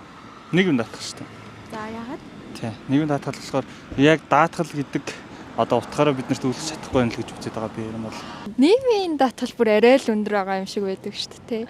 Тэр нь хувь хүнээс дээрээс наваад байгууллагаас хамтдаа авд юм байл л шүү дээ. Тэгснэ энэ нь хамгийн амар нь татвар гэдэг нэртэй биш, даатгал гэдэг нэртэй аягүй сайн л юм байл. Нийгмийн даатгалыг энэ шимтгэл гэдэг бол хувь хүн өөрөө тийм ээ ажилсны хөлснөөсөө төлөгдөж байгаа шимтгэл учраас энэ маань одоо ямар нэгэн улсын төсөвт угна орох эсвэл ийм мөнгө дээрэс нь хүүтэй байх хэвээр тодорхой нэг хэмжээгээр тий хадгаламжинд хийх юм бол тэр мөнгө хэрэг байх вэ тийм ээ гэдэг хүмүүс тооцоолох хэрэгтэй. Энэ нөгөө хүн амгийн орлогын албан татвар ер нь ямар хувьтай байдаг вэ? Би нэг юм хэдэн юм зураг олж ирсэн. За энэ бол Европын бүс нутаг байна. Харьцангуй ерөнхийдөө бол юм өндөр байдаг юм байна. Ер нь татвар шимтгэл нь бол. За яг нь мэдээж олж байгаа ашиг орлого нь бол өндөр учраас бас ийм байх шиг байна. Энийг бол Монголд харьцуулж байгаа юм биш шүү. За тэгээд бас энэ одоо ингээд бас байна л та одоо ингээд яг юм дэлхийн улс орнууд ингээд байж байна. За одоо ингээд Шведээс эхлээл ингээд Герман хүртэл одоо ингээд яг нь хувь хэмжээгээр ингээд гаргаад ирсэн. Энэ бол нэлээд улс өртөөс би статистик болов гэж бодож байна. 19 оных байна. За тэгээд хувийн орлогын албан дотор хамгийн өндөртэй 5 улс хийж байгаа. За одоо энэ Финляндаас ахуулаад тэр одоо Монгол улсыг харагдаж байна те. Ерөнхийдөө нэг юм үзүүлэлт ингэ явж байгаа. Би энэ дээр ингээ Монгол улсын татварыг одоо өндөр багаас илүүтэйгээр бидний өнөөдөр яг одоо ажил хөдөлмөрөөр олж байгаа ашиг орлого маань те яг тэр татварынхаа яг бодлоготой уялдаж чадж гин л гэж би бодоод байгаа юм л та. Өөрөөр хэлэх юм бол салбарын сайд нь өөрөө хэлжлээ шүү дээ. 1.8-аас 5 сая төгрөгтэй үнийг бол дундаж амьдралтай дундаж орлоготой гэж тооцноо гэдэг. Гэтэл яг тэр мөнгөөр өнөөдөр яг нийгэмд амьдрах хэд би бол итгэлтэй биш байна. Би залуу маш олон одоо ингээд уулзалт зөвлөгөө ингээд семинарт эдийн засгийн ингээд хийн те. Яг үр дүнд юу н одоо чинь хаана бид те. Одоо жишээ нь та ингээд нэг санал гаргаа яваад байгаа. Удаа дараа та ингээд хэлвээ сайтууд ингээд яриа өгч байгаа. Тэгээ бид бол одоо юу гэдгийг мэдээгээр ч гэсэн энэ хөндөд одоо манай өдөр болгон мэдэн дээр л энэ асуудлыг хөндөд байгаа. Энэ зорилт маань одоо яг хэр төвшөнд явж байна. За нэг хөв болох санал маань нөгөө нийтийн өргөдлийн системээр оруулсан. Тэрнээс өмнө бас 2-3 сар ярьсан. Тэнгүүд 7 хоногийн дотор бол 100 мянган хүний гар үсэг цугулсан. 63% нь Улаанбаатар хотоос. Бусд нь бол бүх аймагаас төлөөлөлтөө хамгийн одоо хүн ам багтаа Говьсөнбөр аймагаас хүртэл 600 хэдэн хүн санал өгсөн байгаа байхгүй юу. Тэгээд дараагийн хүн ам ихтэй Орхон аймагаас хөл бараг 5000 шахуу. За тэгээд 85% нь 18-аас 40 насны 100 мянган хүн шүү дээ. Санал өгсөн байгаа. Тэгээд эдгээр хүмүүстэй уулзаа явж байхлаар юу ярьж байгааг нь нэг 3 сая орчим төгрөгийн цалинтай хүмүүс дийлэнх нь байна уу та. За. Тэгээ энэ маань бид нар ерөөсөө ямар ч хоригдл үүсгэж чадахгүй байна. Бид нар хүүхдийнхаа боловсролд анхаарах ихлээр энэ цалин маань хүрэхгүй болчиход байна. За орон сууцтай болвол тэгээд бүр бас хэцүү нөгөө ипотекийн зээлээ төлөхөд маш хүндрэлтэй байна. Тийм учраас бид нар яаж орлоготой байх вэ? Нэгдүгürt. Хоёрдугаарт бидний төлж байгаа татвар бидний нүдэн дээр хэрэггүй зүйл зарцуулагдаад байна шүү дээ. Үр ашиггүй зүйл зарцуулагдаад байна шүү дээ. Бидний төлөө зарцуулагдахгүй шүү дээ. Бид нар яаж энэ эргээд энэ улсын төсвийнхаа зарцуулалтанд төлөвлөлтөнд энэ бүх зүйлд яаж оролцдог, боддоор оролцдог болох юм бэ гэдэг л асуудлуудыг маш ихээр тавиад байгаа байхгүй юу. Тэгэхээр энэ маань одоо сая лав гарагт өчигдөр одоо юугаар орсон. Банга эдийн төсвийн банкны хорогоор ороод ган үеийг ахлах гишүүнээр ахлуулсан нэг юм татврын хуулиудыг шинчлэх ажлын хэсэг рүү хуваарлагдсан байлаа. Гэтэл оройн ган үеийг гишүүн үдээс хойш мэдгдэл хийсэн, хэвлэлийн хурал хийсэн. Бид нар бол татврыг ингэж бууруулж чадахгүй. Юу гэсэн ч хоёр нүртэй мөн нэг хүн байгаа шүү дээ. Тий. Гүг зүгээр тэр л хуваарлагдахгүй энэ ажлын хэсэг энэ 100 мянган иргэний асуудлыг тавьсан саналыг шийдэх тэр шийдлийг боловсруулж ажиллаад эргээд банкны орол их хурлд мэдээлэл гэж байгаа байхгүй. Гэтэл гишүүн гарч ирэнгүүтээ бид нар бол ингээд засгийн газартаа хамтраад татврын хууль өргөн барихад бэлэн болчиход байна. Гэхдээ бид нар ингэж огцон бууруулж чадахгүйгээд хаалттайгаар төслөө танилцуулсан. За тэгэд хэвлэлээс авсан мэдээгээр бол юун одоо 3 сая төгрөгийн цалинтай хүний өнөөдрийн хувь хүний орлогын албан дотор буурах битгийл нэмэгдэхээр тийм одоо зүйл одоо гарч ирсэн. Иргэдийн үед яг гар дээр авч байгаа цалин одоо татвараа төлөө нэмэлт дадлан шинжилгээ төлөөд гар дээр авч байгаа цалин бага байна. Цалин нэмэгдэлээд татвар нэмэгдэл дадлан шинжилгээ нэмэгдээд байна гэдэг асуудал ярьж байна. За нөөцтэй холбоотой асуудлаар болохоор бүгдээрээ нөөцөд төлөхгүй байна. Тэгээ энд дэнд очихоор одоо нөөтийн хөнгө та нөөтгөө авчихтаа ингээд тань 5 хөнгөлөд өгөө гэдэг асуудал ярьж байна. Тэр бид нар нөгөө баримтаараа буцаагаад нөгөө хөнгөлтөж авч чаддгүй ийм асуудал үүсэж байна. Ингэж явах юм бол бүгдийн 5% болгоо. За хүн амын орлого албан дотор төр бол аж ахуй нэгж чинь 1.10 25 гэсэн шатлалтай байхад иргэд нь 10 20 гэсэн хоёрхан шатлалтай байгаа байхгүй. Тэгэхээр тэр бага орлоготой иргэдийн тэр гард ирэх цалингийн нэмэгдүүлж өгөөч. Орон нутгад ажиллаж байгаа иргэдийн одоо орон нутгийн хөнгөлөлтөд тэр хамруулж өгөөч гэдэг асуулт их ирдэг. Тэгэхээр бид нар бас хэдээс доош одоо уурлын цэг нь болох ёстой гэсэн. Хэдээс доош нь одоо 1% юм эсвэл 0% татвартай бай. Тэрнээс дэш нь 10 гээд 25 байт юм 20 байт юм. Ийм тогтолцоог бас иргэд дээр бас нэвтрүүлэх юм зайлшгүй шаардлагатай юм. Ингэж нөө гарт очих цалин маань өөр иргэд өндөр бол гэсэн. За гуравт асуул аж ахуй нэгжийн орлогын дотор дээр холбоотойгоор бол асуудал юу ярьж ингэр аж ахуй нэгжүүд маань ерөөсө хуримталтай болж чадахгүй байна. Агуулж доктор энэ хоёр л хэрүүл болоод байна л да. Талбайдаар бодоотой урганы хэрүүл, танаа танхим дээр санал суудлын ч юм уу, мөнгө төгрөг яатсан ч юм дээр хэрүүл болоод байгаа шүү. Тэгээд өчигдөр нөө танаа танхим дээр нөө юу болсон шүү дээ. Их хурлын гишүүн Төвшин Лодоо самбуу зоолж агаалаар очсон. Тэгээд бизнес хэрэгчлээ уулзсан. Тэгээд танаа шинэ нөгөө танхимын чинь одоо нөгөө энэ хүн сууж энэ да одоо. Төр од. Тэгээд энэ нүгээр ингээд ер нь бизнес хэрэгчлээ зовлонгоо ярив уу? Одоо өнөөдөр бид нар хэлсэж байгаа асуудалтай холбоотойгоор. За би нийгмийн даатгал дээр бол яг өөрөө бичлээ оролцоод явсан нэг асуудал байгаа. Оролцож байгаа одоо тэрийг бачиргал дараа хүчинг болгож байгаа гэж байгаа тийм. За хамгийн их ойрхон жишээ яриа. Листний мөнгө гэж байдаг. За ажилтан өвдлөө, эмнэлэг твтлээ. Ирээд компани 5 хоногийнх нь ажлын цалингийн өлс өгдөг. Энэ бол одоо нийгмийн даатгал 19 дээр байсан. Сая 2 жилийн өмнөг нь хасаад буцаагаад орцсон байна. За энэс их жилд 22 тэрбум төгрөгийн алдагдлыг бол ажил олгогч үүрч байгаа. Тэгсэн мөртөө ажилчныхаа нийгмийн даатгалын, эрүүл мэндийн даатгалын 50% нь төлж байгаа шүү дээ ажил олгогч. Тэгсэн мөртлөө ажилтан өвдөлтөөр дахиад 5 хоногийн мөнгөнд нэмж төлнө гэдэг бол энэ өөрөө ловер явж байгаа байхгүй. Энэ ловер анх яаж бий болсон гэвэл 97 онд нийгэм хэцүү байх үед тухайд байгууллагууд гэж байлаа шүү дээ. Байгууллагууд нэг тийм нэг журам байсан нэг 5 хоногийн лист. Энэ сүулдэ хуулинд ороод одоо 20 жил энэ гажиг явж байгаа. Шинэ одоо зөвхөн энийг засахад 22 тэрбум төгрөгийн асуудал гарч иж байгаа байхгүй. А тэгэхэд Төвшин их хурлын гишүүн хамгийн наад зах нь бизнес ажил олгогчтой холбоотой энэ заалтыг л олж хараад засал ажиллаа хийх хэрэгтэй. Яг гэвэл бид нар ажил олгогчтой яг холбоотой прагматик юм засах хэрэгтэй байхгүй. Энийг нэг. А хоёрт нь сая 1% татвар орж иж хувийн орлогын татвар бас ярьж хэрэгтэй. Тэр та нэг том үзүүлээд байгаа. Энэ Америк нэгдсэн улс ч гэдэг юм уу Япон гэдэг бол татварын бааз суурь нь хувь хүний орлогын албан төр дээр суурилж явдаг байхгүй юу? Одоо шинэ Америк нэгдсэн улс. Зөвхөн аж ахуй нэгжийн орлогын албан татвар биш. А хувь хүн дээр. Тийм учраас тэр өндөр авч байгаа юм шиг мөртлөө одоо энэ 4 сарын 1-ээс 14-нд Америк иргэд татварынхаа бүх иргэн болгон тайлангаа өгнө. Буцаага тэр өгсөн 34% татварын 90% нь буцааж өгдөг. Ягаад гэвэл орон сууц, хүүхдтэй, гэр бүлийн гишүүдийн тоон туваан, хүүхэд нь оюутан, афган ажилгүйч гэдэг юм уу те. Тэгээ баг өгсөн татврын 90% буцааж өгдөг. Нэгэсэндээ бол Америкийн төр бол 1 жилийн хугацаанд татварын мөнгө гэсэн тэр мөнгийг эдийн засгт эргэлдүүлж ажил хийж байгаа байхгүй. 1 жил ашиглалаа буцаагаад өгж байгаа. Энэ бол их шудраг байхгүй. Би 1 жил мөнгөийг чинь ашигласан байна шүү дээ. Тэгээ буцааж өг. А манай холдоо хувийн орлогын албан 20 оны татварын өөрчлөлтийн тэрнээс өмнө орцсон байгаа орон нутгийн татвар болсон. Орон нутгийн татвар шүү. Өнөөдөр нийслэлийн татвар нэг хэсэг нь хувийн орлогын албан татвар, хөдөө орон нутгийнхны гол татварын бааз суурь нь хувийн орлого. Тийм учраас яагаад энийг 1% болгож чадахгүй дүлгнээд өнөг бол орон нутгийн татварын бааз суурь нь хувь хүний орлогын албан татвар болсон байхгүй 20 оноос. Тэгэхдээ гинт тэнд 10 дахин багасх тэр нэг орон нутаг төсөв тасарна гэдэг нэг тийм асуудал гарч ирж байгаа. А энийг бид нар авчаад буцааж өгдөг. Яг манай хингоо сайн мэдээж хувь хүний орлогын албан татвар дээр хөнгөлт чөлөөлтүүд их байдаг. Гэхдээ тэрийг яг нөөцөг буцаадаг байхгүй. Хэрвээ нэгтлэн одоо чинь хувийн орлогын албан сар болгон шууд 10% татвар авчих шүү дээ. Яг түүнтэй адилхан оны эцэст шууд буцаагаал нөгөө ажилтнаа за хүүхдээ сургалт ингээд эрүүл мэндийн бүх шалтгааныг өгч чаддаг бол энэ өөрөө үйлчлээд явах. Бид нар буцааж өгдөггүй учраас энэ өөрөө ийм нэг чөдөр шиг болчиход байгаа байхгүй. За. Даатгал бас яг үнтэй адилхан. Яг бид даатгал дээр гол асуудал нь юу вэ гэвэл өнөөдөр даатгалын энэ сүүлийн хэдэн жил явсан энэ булхайг ашиглаад чинь хамгийн боломжтой хүмүүс өнөөдөр хамгийн өндөр тэтгэврт гарч байгаа.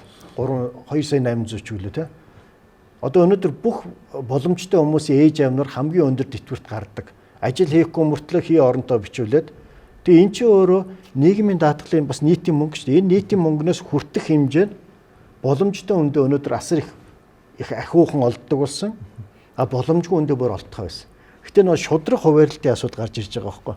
Энийг biz нийгэмтэй нийтийн мөнгө чинь ярих л хэвээр. Ягаад баян хүний ээж аав өндөр тэтгэвртэй гараад ягаад ядуу хүн болох төр хамгийн бага тэтгэмж баг тэтгэвэр өтгөл тэтгэмж аваа гарах гээд байгаа байхгүй. Энийг бол том зураг харах хэрэгтэй шүү дээ. За. Бочрал дарга. Танаа нийгмийн даатгалын ерхий газар сангийн яамд хариулдаг уу? Манай чинь яамд гэр бүлийнхээ яамд хариулдаг. За тийм. За тийх бах. За тэгээд би тийм учраас асууж байгаа шүү. Сангийн сайд одоо энийг ийм мэдээлэл хийгээд байна л да. Одоо нөгөө ажил олгогч талаас одоо нийгмийн даатгал төлж байгаа шимтгэлийг одоо байхгүй болгоё гэж байна шүү дээ. Энэ бол цэвэр хулгай дээрэм гэдэг. Манай гол мэдээгээр бол энийг довт нүдэж байгаа. Угасаач нь хулгай дээрэм бид нар бодож байгаа. Яагаад энэ ажил олгогч өөрөө тэтгэврт гарахгүй шүү дээ. Ажил олгогч өөрөө өвдөг байтал яагаад тэр өвдсөн хүний сая хэлж листийн мөнгөний ингээд 50% төлдөг юм те. Тэгснэ сангийн сайд ингээд хэлж байгаа. Одоо ингээд ерөөсөө юу хэрвээ ингээд тэглээд ингээд ачих юм бол ингээд баг юм хямрал үүснэ. Энэ аюу том цоорхоо үүснэ гэдэг. Би өвчтөр нэг өөрх нь ярьж байгаа яриаг сонсон чинь юу гэрсэн. Ховд аймаг жишээ авч ярьж илээ. Миний мэддэг Ховд аймагт хэрвээ одоо ингээд иймэрхүү татвар шимтгэлээ ингээд тийг болгочих юм бол төсвийн бараг тэр аймгийн төсвийн гэсэн шүү. 48% нь байхгүй болно гэсэн. Та энэ дээр үн ямар бодолтой байдаг? Тий. Эхлээд студенттэй яриа тий. Ажил олгогч нар ингээд даатгал төлж оролцдог тогтолцоо байхгүй тий. Одоо манай нийгмийн даатгал. Тэгээ яг энэ дэлхий дээр манайх ганцаараа энэ тогтолцоодод байна уу үгүй бас үгүй тийм ээ. Нийт нэг 183 улсоор нь ажилтан төлдөг, ажил олгогч нь төлдөг юм тогтолцоотой байхгүй. За. Яагаад ингээд бүх улсоор нь нүүбд бүртгэлтэй 193 улс. Яагаад юм бэ нөхөр нөгөө олон улсын хөдөлмөрийн байгууллагын конвенц үүдэг. Нийгмийн хамгааллын доод хэм хэмжээний конвенц гэдэг 52 оны 102 дугаар конвенц гэдэг. Энэ конвенц чинь нүүбийн гишүүн улсоор нь мөрдөх ёстой гэдэг. Тэрний 71 дугаар зүйл дээр энэ нийгмийн хамгаалалт бол энэ 3 тал оролцсон шүү. Ажил олгогч, ажилтан, төр гэсэн 3 тал заавал байна шүү гэсэн заалттай тэгэл бүх улс орн л энийгээ тэгэл ямар нэгэн байдлаар өөртөө тохирлол хийж байгаа. Тэгээ манайх одоо конвенцөө бас мөрдөн 2 дугаарт гэвэл бус улс орнуудын жишгийг даавна. Гэхдээ бид өөртөө тохирсон системээр л явуулна. Тэгэхээр мэдээж ажилтан тэтгэврт гарна. Компани тэтгэврт гарахгүй тийм шүү дээ. Тэр бол ойлгомжтой. Гэхдээ цалингаас гадна тэр хүмүүсүүд дээр даалт хоримтлол үүсгэхэд нэмэлт болж ин гэсэн агуулга явж байгаа байхгүй юу? Одоо сая шинэ судлаач хэллээ шүү дээ. Одоо орлоготой мөртлөө хоримтлол хийж чадахгүй нэж шүү дээ. Энэ нь бол хоримтлол нь бол даатгал байхгүй хамгаалал болно. Төрийн хийх ажлыг ажил олгогч нь хийгээд байгаа юм шүү. Яг хөө төр өөрөө бас оролцож байгаа байхгүй. Төр өөрөө юун дээр орж ирнэ гэхээр алдагдал дээр хөсөөгөө орж иж байгаа. За одоо би дараагийн хэтэр хэлье. Энэ оны төсвийн нийгмийн даатгалын сангийн төсвийн тухай хууль энэ оны хуулийн дээр бол ажил олгогчийн төлөх шимтгэлийн хэмжээ бол 2.8 их нийт төгрөг байгаа. 2.8 их нийт төгрөгийг ажил олгогч төлж байгаа гэсэн үг. Тэн дотор төрийн байгууллагч байна, хувийн хвшилч байна тийм ээ. Ингээ байж байгаа гэсэн үг. Энэ шимтгэл төлөөд ажилт нь өөрөөсөө төлөөд за дараа нь бид орлого зарлага баланслуулаад цаана 1.4 их нийт төсвөөс авч байгаа. 1.4 их нийтийг сан ажиллахын тулд авч шүү дээ. Энэ 1.4 их нийт тэр чигээр алдагдал бол бас биш тийм ээ. Энд чинь бол 95 оноос өмнө тэтгэврт гарсан хүмүүсүүд гэж нэг бүлэг хүмүүсүүд бий. Тогтолцооноос өмнө энийг төсөв хариуцсан. Цэргийнхэн гээд нэг 20 мянган хүн бий төсөв хариуцсан. Тэгэхээр ажил олгогч оролцдог тогтолцоо дэлхийн нийтийн жишг юм аа. Хэрвээ энийг төлөхөө болонгүй 2.8 их нийтэд ачаалал нэг талаар ирнэ. Хаана ирэх вэ гэдэг нь бол бас л бодлогын асуудал. Төсөв авах уу? Эсвэл тэр төлж байгаа хэмжээг ажилтны нуруунд дээр өрүүлнэ. Эсвэл бүр маш ингээл логик. Та нэг төрөө гэж тэтгэвэр шиг шудраг байх хэрэгтэй гэж яриад байгаа шүү дээ. Юу тусан тэрийг аавна гэж байгаа шүү дээ. Хэрвээ энэ мөнгө орж ирэхгүй бол бид нар нөгөө талын зарлагын балансаа бид нар нэг тэтгэвэр бодгийн томьёо байгаа шүү дээ. Одоо бол 17% дээр тааруулсан томьёо явж байгаа. Тэтгэврийн шимтгэл бол хэрвээ энэний тал нь алга болчихвол бид нар энэ томьёог бид нар дагаж өөрчлөхгүй бол бид нар хоёр төгрөг авчаад 8 төгрөгийн тэтгэвэр олж чадахгүй шүү дээ амьдрал дээр бол. За 10-аас 14% одоо ингээд яг юм хуулиас татвар төлөөд байна. Тэгээд бидний төлсөн татвар ерөөсөө одоо тухайн ажилтны чирэг хаалга бидэнд ч ямар нөлөө хаалга тий. Тэгээ одоо сүүлдээ хэлж штэ. Нэг талбай дээр одоо нэг юм будаатай урганы өдөрлөг хийж ард олныг ойжруулахын тулд ингээд хамгийн багадаа 600 сая төгрөг өрсөн ч хийж байгаа шиг. Наан нь бол Небатар дарга өөрөө 1.6 тэрбум гэлц. Орлогчны дараа хамгийн газар дарга 600 сая гэсэн. Сэлб голыг үрээс хамгаална гэдэг нэг Варшавын гетто шиг барилтанд байж байгаа. Тэр нь одоо хэдэн тэрбум гэлээ манай шинэ архитектор болж байгаа. Тэгээ явж байгаа тийм. Тэгэхээр энэ иргэд чинь нөгөө одоо цалингаас энэ төлж байгаа татвар шимтгэлдээ ерөөсөө эргэлзэж байна л да. Юу болоод явчих вэ? Ер нь хүмүүсийн дургуйцлыг хамгийн их хүргэж байгаа юм бол Монгол улсын төсвийн одоо хөрөнгө оруулалт гэж юм байна шүү дээ. Тэр хөрөнгө оруулалт үнэхээр оновчтой бас. Өөрөөр хэлбэл бидний төлж байгаа татвар яг биднэрт хэрэгтэй. Бидний үр хүүхдүүдэд хэрэгтэй. Энэ улс оронд хэрэгтэй тийм юмд үнэхээр зарцуулж чадахгүй байна. За мэдээж урсгал зардал гэж юм байна шүү дээ. Одоо тэр аль багштай цалин хөдөлмөрийн хөөстэй тэр имлэг багш нар зэрэг цагтаа тэдний цалингийн нийгмийн даатгал юм. За цаана болж байгаа мөнгө улсын төсвийн одоо хөрөнгөөр хийж байгаа бидний мөнгөөр хийж байгаа хөрөнгө оруулалт. Өнгөрсөн оны төсвийн одоо 24 оны төсвүүдээр байж байгаа юмнуудыг ингээ харахад тэр одоо юу ч хэмт 30 гаруй сумд иргэдэд үйлчлэх төв байна. Сумын засаг даргын тамгын газар гэж юм байна. Тамгын газар чин ширээ сандалтай одоо тамгын газрын байшингүй сум гэж байхгүй. Тэгээд тэр иргэдэд үйлчлэх төв дээр нь тэр тамгын газрын ажилтнууд очиад сум гэсэн үг шүү дээ тэр чинь. Байшин барьна гэж байгаа байхгүй юу? 30 гаруй сумд. За тэрнийг ингээд судлаад үзэхээр ямар хуу хичнээн олон хүнтэй юм байдаг гэсэн хамгийн олон хүнтэй Дундгой аймгийн сайн цагаан сум буюу аймгийн төв сум. Бусд нь ерөөсөө 3000 зарим нь 2500 хүнтэй сум. Сумын төвийн одоо 20 гаруй сумын төвийн засмал зам барьна гэж байгаа. Сумын төвийн засмал зам гэж одоо хэрэгтэй л дээ. Гэхдээ яг өнөөдөр хэрэгтэй юу? Нин чухал уу? Нин чухал уу? Өнөөдөр үнэхээр тэр сумын төвийн засмал зам тавихгүй бол одоо тэнд байж байгаа хүмүүс балрах гээд байгаа юм байна уу? Мөн одоо 30-40 сумын юу?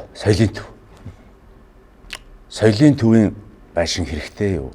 Одоо бид нар ингээ хөдөө явдаг 2000-аад оны дундуур хийгдсэн хөрөнгө оруулалтаа багийн төвгөд одоо баахан балгас байгаа. Хин ч очдгүй тэнд. Тэгэхээр эцсийн яг эднийг буулгаж болно. Хамгийн гол нь бидний төлж байгаа татвар, бидний төлж байгаа хамгийн гол нь татвар шүү. Энэ татвар үнэхээр улс оронд хэрэгтэй. Хүмүүсийн амжиргаанд хэрэгтэй. Тим юм зарцуулах чадж гэнэ үгүй юу? Тэр үнэхээр тим юм зарцуулах чадахгүй байгаа учраас хүмүүс бохимдолтой байна бүгдээрээ. Үргэлжлээ явж байгаа шүү. Одоо яг түрүүн лавжуу доктор бас нэг хэлжсэн те. За бид их игзэгтэй цаг үед амьдарч байна л да. Сая түрүүн хэллээ 1 сард цагаан ордонд Дональд Трамп эргэж ирсэн. За тэгэнгүүт энэ хүн хөршүүд байтугай бүх бүс нутагтаа худалдааны дан хийж байна л да. Одоо ялангуяа Эдэд улстай хийж байгаа дэлхийдээ хийж байна тийм ээ. 110 гаруй улстай. Манайх ч одоо нэг 10% татвартай болж байгаа шиг байна. Ер нь тэгээ тэнд амьдарч байгаа энэ бүхэл одоо улс орны хууль бус гэсэн хүмүүсийг бол алуудан гаргаж штэ. Та нар өөрсдөө онгоцсон авчир энийг авчаа гэд. Нэр бүхий одоо эдийн засгийн шинжээчд бол энэ оны 3 дугаар улиралд бол дэлхийн эдийн засаг бол маш хүнд байдалд очно, сорилтонд очно. 2007-8 оны түр одоо уналтаас ч илүү бас хор хохирлыг дагуулж магадгүй. Тэгэхээр өчигдөр үндэсний аюулгүй байдлын зөвлөл хуралдсан гэж би ойлгосон. Энэ Трампын одоо худалдааны өндөр тарифтай холбоотойгоор Хятад Америк хоёрын хооронд одоо энэ чинь анх 10-25 байсан 84 болоо сүүлдээ 110 ч болж байгаа шиг. Энэ бол тоглоом биш л те. Тэгэхээр бид нар төвсгтээ энэ түүхийн нүрсээ маш өндөр үнээр тавьсан байдаг. Гэтэл одоо энэ нүрсээ чинь ингээд авдаг улс орн буюу манай хятадууд нь авах боллоо л доо. Ягаад гэвэл Америктэй худалдааны дайнтай байгаа учраас тийшээ угаасаа энэ ган хөнгөн цагаан гарах шаардлага болж ирж штэ. Энэ оны баг наадмаас өмнө юм уу наадмын дараа циклтэйгээр бид яг бодит үнэнтэйгээ ер нь яг нүүр тулгаж байгаа юм биш үү лавж доктор. Бид ер нь нөгөө нэг Баабрын хэлдгээр нөгөө хамгийн ёроолтой одоо унжээж энэ зовлон зүгтгэрийг ойлгох гэдэг юм. Одоо бол зовлонгоо бол яг бизнес эрхэлж байгаа. Яг өнөөдөр яг бизнес эрхэлж байгаа шүү. Ажил олгож байгаа. Тэр хүмүүс бол арьс махан дээр маш их мэдэрчсэн байгаа. Өнөөдөр хэн мэдрэхгүй байгааг бол өндөр албан тушаалтан мэдрэхгүй байна. Ялангуяа энэ шийдвэр гаргагч нар. Дээр нь төв банк мэдрэхгүй байна. Өнөөдөр нэг 5 тэрбумаа тойрч нэг суугаад тэрийг харж баярлал нэг макро тон дээр баярлж байгаа дүүс. А яг бодитоор бол өнөөдөр бизнес болгон өдөр болгон мэдэрч байна. Яг энэ тарифын дайныг. За одоо энэ дайны байдал чинь дэлхийн 100 хэдэн улстай боловч энэ цунами бол газар дөргөл сая Мьянмараас илүү газар дөргөл зах зээл дээр явагдсан байхгүй. Одоо тэрний долгион хэдэн цаг үргэлжлэх үү гэдэг асуудал байна. За өчтөр хятад зөрүүлэл 104 болгоод нөгөө 80 104 болоод одоо энэ хоёр ч бас тэгжээний хилцээрт нэг очих байх л та. А ягаад гэвэл Трампын гол зорилго бол одоо энэ дайныхаа гол асуудал бол бүгд нэг хятад улсыг байхгүй болгох. А ялангуяа тэрний нөгөө нэг үйлдвэрлэлүүд бүх процессыг зогсоох үйл явж байгаа шүү дээ. Тэгээ Америк нэгдсэн улс бүх үйлдвэрүүдэд буцааж татах. Трампын гол зорилго бол дэлхийд дээр байгаа бүх үйлдвэрээ буцаж Америк нэгдсэн улсад татж явуулах. А тэгээд тэндээ татваргүй ажилладаг. Тэгээ буцаага дэлхийн хангай 90 оны өмнөх систем рүү орчих жоохгүй. Одоо манайх яг энэн дээр бодож байгаа би ерөнхий сайд байна уу, ерөнхийлөгч байна уу, сангийн сайд байна уу гэдэг асуудал байдаг. А яг ийм хямрал би өөрөө 13-аас 14 оны хямралыг махан биеэр амсч байсан. 9 оны хямрал. Ер нь нэг 90 оноос хойш 4 том хямрал болсон шүү дээ. Эцсийн эст бол бизнес эрхлэгч нар, ажил олгогч нар цэвэр мөнгө төлөөл гарддаг. А нэг ч улс төр чинь энэ дээр хариуцлага хүлээдэг байхгүй. А яг л нэг дээр хоёрт нь өнөөдөр жавхлан бол би огцроо гэж олон удаа хэлж байгаа шүү. Өнгөрсөн жил 9 сард төсвийн тодтгол хийж болохгүй гэж бас л хэдэн эдэнч бид нар танаас суугаа ярьж байсан. Тэгэхэд 3 их 80 төгрөгийн илүү орлого байсан. Тэрийг хэрвээ аваад нөгөө нэг сандаа хийгээд 800 сая долларыг хийцэн байсан бол өнөөдөр хятадаас 800 сая доллар олъё гэж бадар урьж явахгүй байхгүй. Сая төсвийн яасан. Бас бид нар хилцүүлэг хийж нэг 2 их 80 дээр ерөнхийдөө нийлж нэг юм зогсоосон. Хэрвээ энэ хоёр зогсоогүй бол 5 их 80-ийн өнөөдөр зардал илүү явж байгаа байхгүй. Яагаад энэ 6 сарын хугацаанд дотор энэ сангийн сайд, хөгжлийн сайд хоёр энэ их давуулгаа зохилтуудыг олж харахгүй байна. Өнөөдөр ерөнхий сайд өөрөө эрх мэдэл уг нь их үнцүүлээ олгогдсон. Одоо энэ хоёрыг огцруулаач тэр гант өмрийнч зайлуул, жавхламж зайлуул. Яагаад гэвэл зөвхөн 6 сарын дотор ийм их том хэлбэлцлүүд дээшээ доошоо явж байхад энийн дээр ган хийж дуурахгүй шүү дээ. Тэгээд төв банк нь нийлж хагаад мөнгө хүлэлт хийж байна. Арилжааны банктайгаа нийлээд. Өнөөдөр бол дэлхийд дээр доллар үнэжигт төв банк арилжааны банктайгаа нийлээд доллар дамлан зарах ажиллагаа хийж байна. Танай 8 шарга дээр доллар өдөр болгон 20-30 төгрөг өсөд байгааз. Энэ бол төв банк арилжааны банктай хийж байгаа ловер шүү. За. Засгийн газрын үйл ажиллагааны хөтөлбөрт орцсон байгаа байхгүй юу? 3-ын 3 хавцаа байгаа. Юу гэж вэ гэвэл одоо татврын дарамтыг багасгана гэдэг нэг бүр орцсон байгаа. Тэгэхээр энэ амлалтандаа л энэ ардын нам маань хүрх хэрэгтэй. Одоо нэгсэндээ төрөө цомхон болгоно.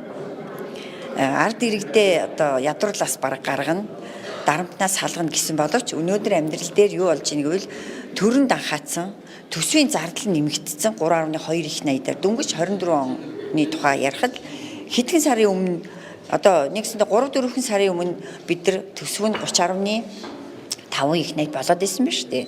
Тэгэхээр яхаараа хэдхэн сарын дараанаас те 33.7 их 80 болчихдээ гэсэн ийм асуудал байна. За дээрэс нь энэ магадгүй өргүү зардал болох энэ ач холбогдолгүй хөрөнгө оруулалтаа ч гэсэн бид нар одоо хасах хэрэгтэй, болох хэрэгтэй. Жишээ дурдах юм бол одоо ган татлагт гүүр гэж байж гин те. За өөр одоо маш олон жишээнүүд байгаа шүү дээ. Хамгийн сүүлийн жишээ гэхдээ чинь төсвийн мөнгөөр бол одоо бараг л одоо наадж штэ. Саяхан л одоо маш хөгжилтэй явдал боллоо штэ. 1.6 тэрбум ч гинөө 600 саяар ч гинөө одоо тий одоо будаатай хураг бантан хийж ард иргэддээ зарж байгаа байхгүй юу? Хэрвээ одоо ингээд нүүрс нүуний ингээд дахиад унаад тийм үү? Монгол улсын нийгмийн эдийн засгийн хүлээлт талаар болоод за ингээд энэ оны одоо хэдгээр үйлрлаач байдیں۔ Нийгмийн даатгал одоо энэ төлдөг хүмүүсийн тоо хэмжээ буурч болно шүү дээ. Яг л эдийн засаг одоо энэ чинь бизнес эрхлэгчээр том юм биш дээ. Чинь дотроо ингээд жижиг дунд бичил хүртэл чи явж байгаа шүү дээ. Тэгээ энэ хүмүүсүүд чинь амьдрал ингээд доошоо ингээд уруудахаар цаашаа ер нь нийгэм даатгалын санд ч юу н одоо мөнгө хоримтлагдах юм уу? Эний ч одоо хүмүүс татвар болгож төлөх юм уу те? Одоо сая энэ доктор хэлээ л да. Манай энэ хажууд 8 шарга байдаг юм.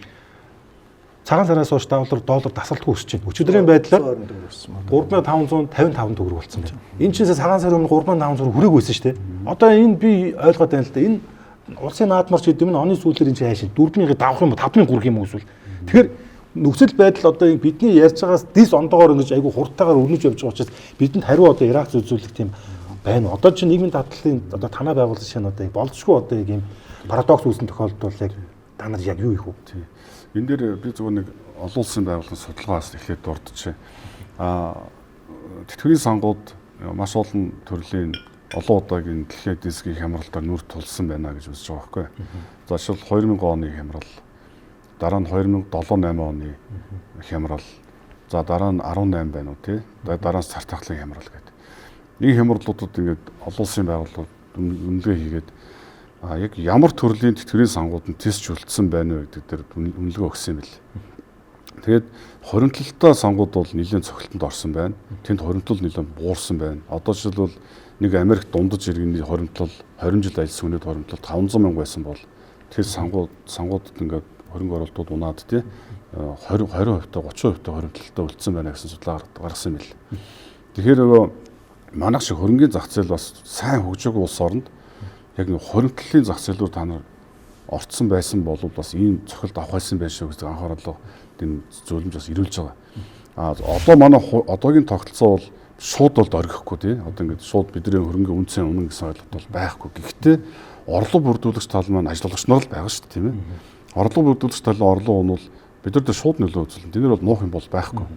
Одоо цар тахлаар бол харин бид нар дээр харин бид нар буцаагаад бид нар гэдэг нь нийгмийн даатгалын сан 2020-2021 оны 2 жилийн хугацаанд бүх ажил олгогчийн бүх ажилтны шимтгэлийг 2 жил дараалан төлсөн байхгүй сангаас нөгөө бүгдийн локдаун хийсэн учраас.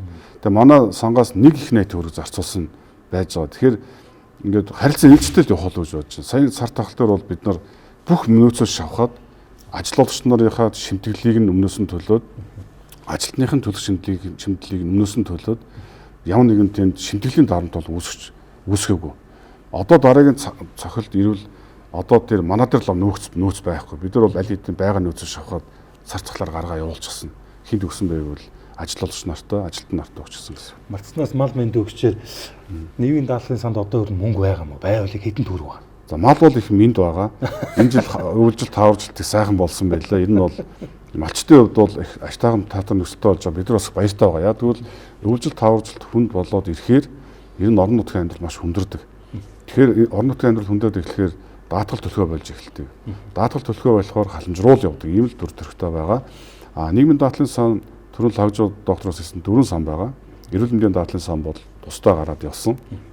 4 сангийн 1 сан бол хасах баланстай. Тэтгэврийн даатгалын сан 1.4 их нийтэм татаастай ажиллаж байна. Тэтгэмжийн даатгалын сан, үйлдвэрлэлийн ослын даатгалын сан хоёр бол нэмэх баланстай явж байна. Тэнд бол хөрөнгө бол байна. Өөрсдөө аваа авч байгаа. Тэгээ аваа явж гэсэн үг.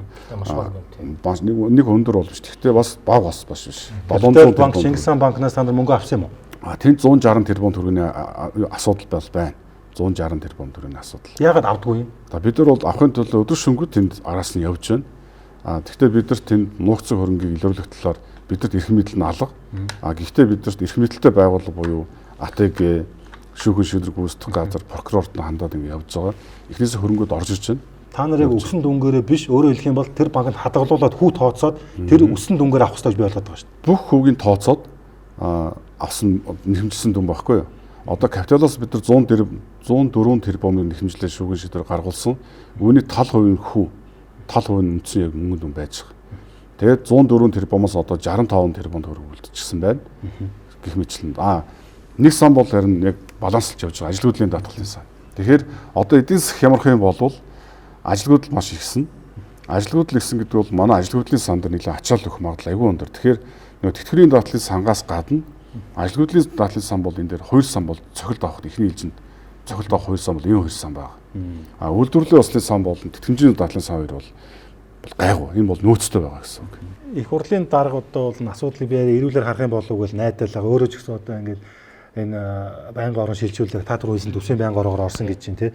Энэ би нийгэмд итгэхгүй байгаа. Одоо та дүр натаас санал нийлэх байх. Инээс өмнө нөөтийн буцаа олголттой холбоотой асуудлаар 100 мянган хүний гаруй цагт цуглаад тухай занданч тэр хурлын дарга байсан. Их хурлаар хилцэгдээгүй шүү дээ. Юу болсон мэддэхгүй алга болсон шүү дээ. Тэгээ энэ маань одоо их хурлаар ордог байгаа. Энэ өөрөө нэг дэгийн тухай хууль дээр нэг 60 хоногийн дотор одоо нөгөө төсвийн байнгын хороод ажлын 7 хоногийн дотор хилцэн гэдэг хуулиараа хэлэлцсэн өчигдөр. Тэгээ ажлын хэсэгтээ шилжүүлсэн. Одоо 60 хоногийн дотор хариугаа улсын хурлд одоо тэр ажлын хэсэг төсвийн байнгын хороо хоёр нийлээд одоо одоо ямар шийдэлд хүрсэн гэдгээ 60 хоногийн дотор улсын хурлд одоо улсын хурлаар оруулж хэлэлцүүлэх юм байна лээ. Тийм л юутай байгаа. Зүгээр тэр ажлын хэсэгт байгаа гишүүд болон 40,000 хорооны гишүүдийн ярьж байгаагаар бол энэ хаврын энэ татварын багц хуулийн шинжилэл дотор энэ 100,000 иргэдийн саналыг бид нар ярилцсан л гэсэн эхний мессежтэй байгаа. Тийм. Бид нар ковидын 2 жилиг бол одоо тухайн засаг төрийн нэх онцгой удирдлагаар бид давж гараагүй шүү дээ.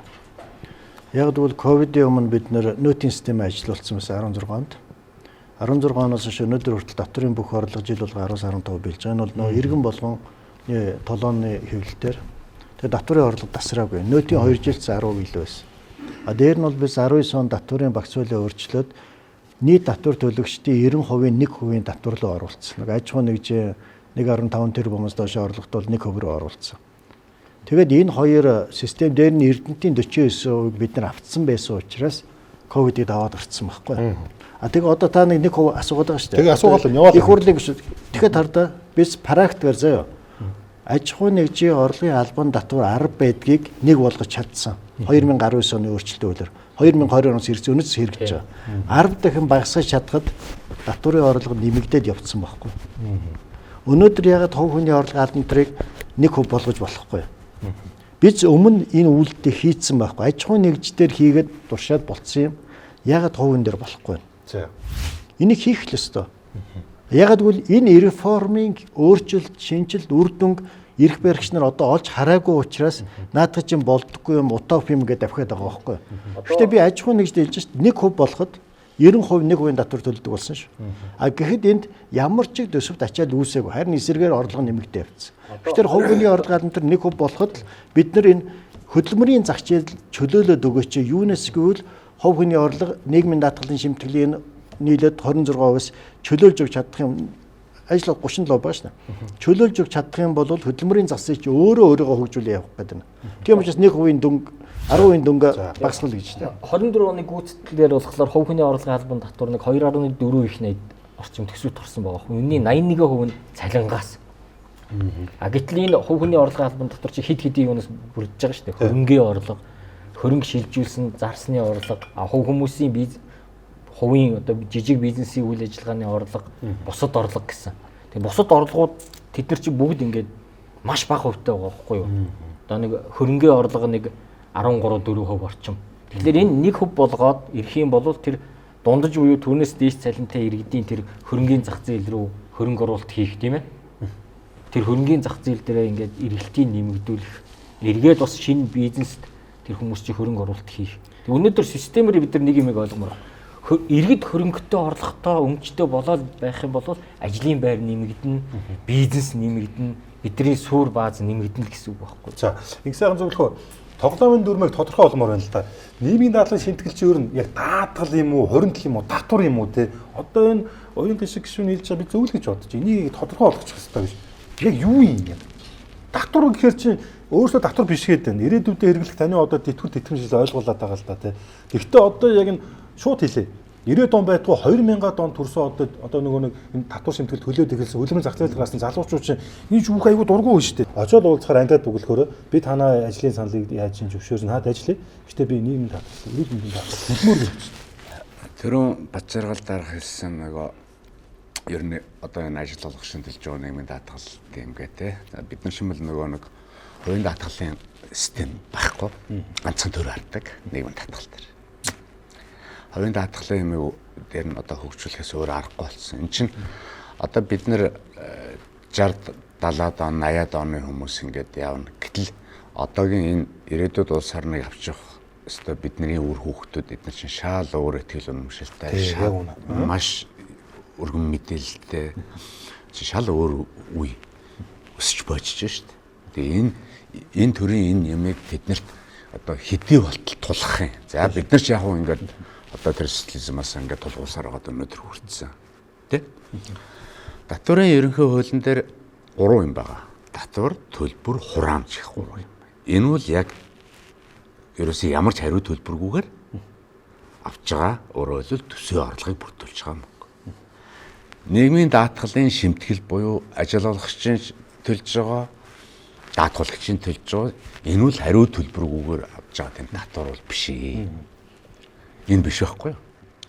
Гэтэл тэр хариу төлбөргүйгээр авж байгаа тэр татврын зэрэгцээ нийгмийн даатгалын шимтгэлийн тодорхой хэсгээр улсын төсвийн алдагдлыг нөхөд одоо би зураг гарч ирсэн тэр хэлжлээ шүү. Энэ хүний Хөсгөл аймагт барих гэж байгаа бяцлагны үйлдвэр. Бяцлагны үйлдвэрийг тэр мөнгөөр санхүүжүүлээд ингээ явж байгаа байхгүй юу? Айгүй үрлэг. Одоо за бяцлагны үйлдвэр байгуулагдлаа гэхээр сум болгонд төрийн өмчт, орон нутгийн өмчт үйлдвэрийн газар байгуулах юм. Ийм л байгаа бидний байдал. Нийгмийн даатгал гэдэг бол ирээдүйд төлөх гэдэг нэг үндснийг сонгодог философи яриад байдаг. Одоо нэг тодорхой.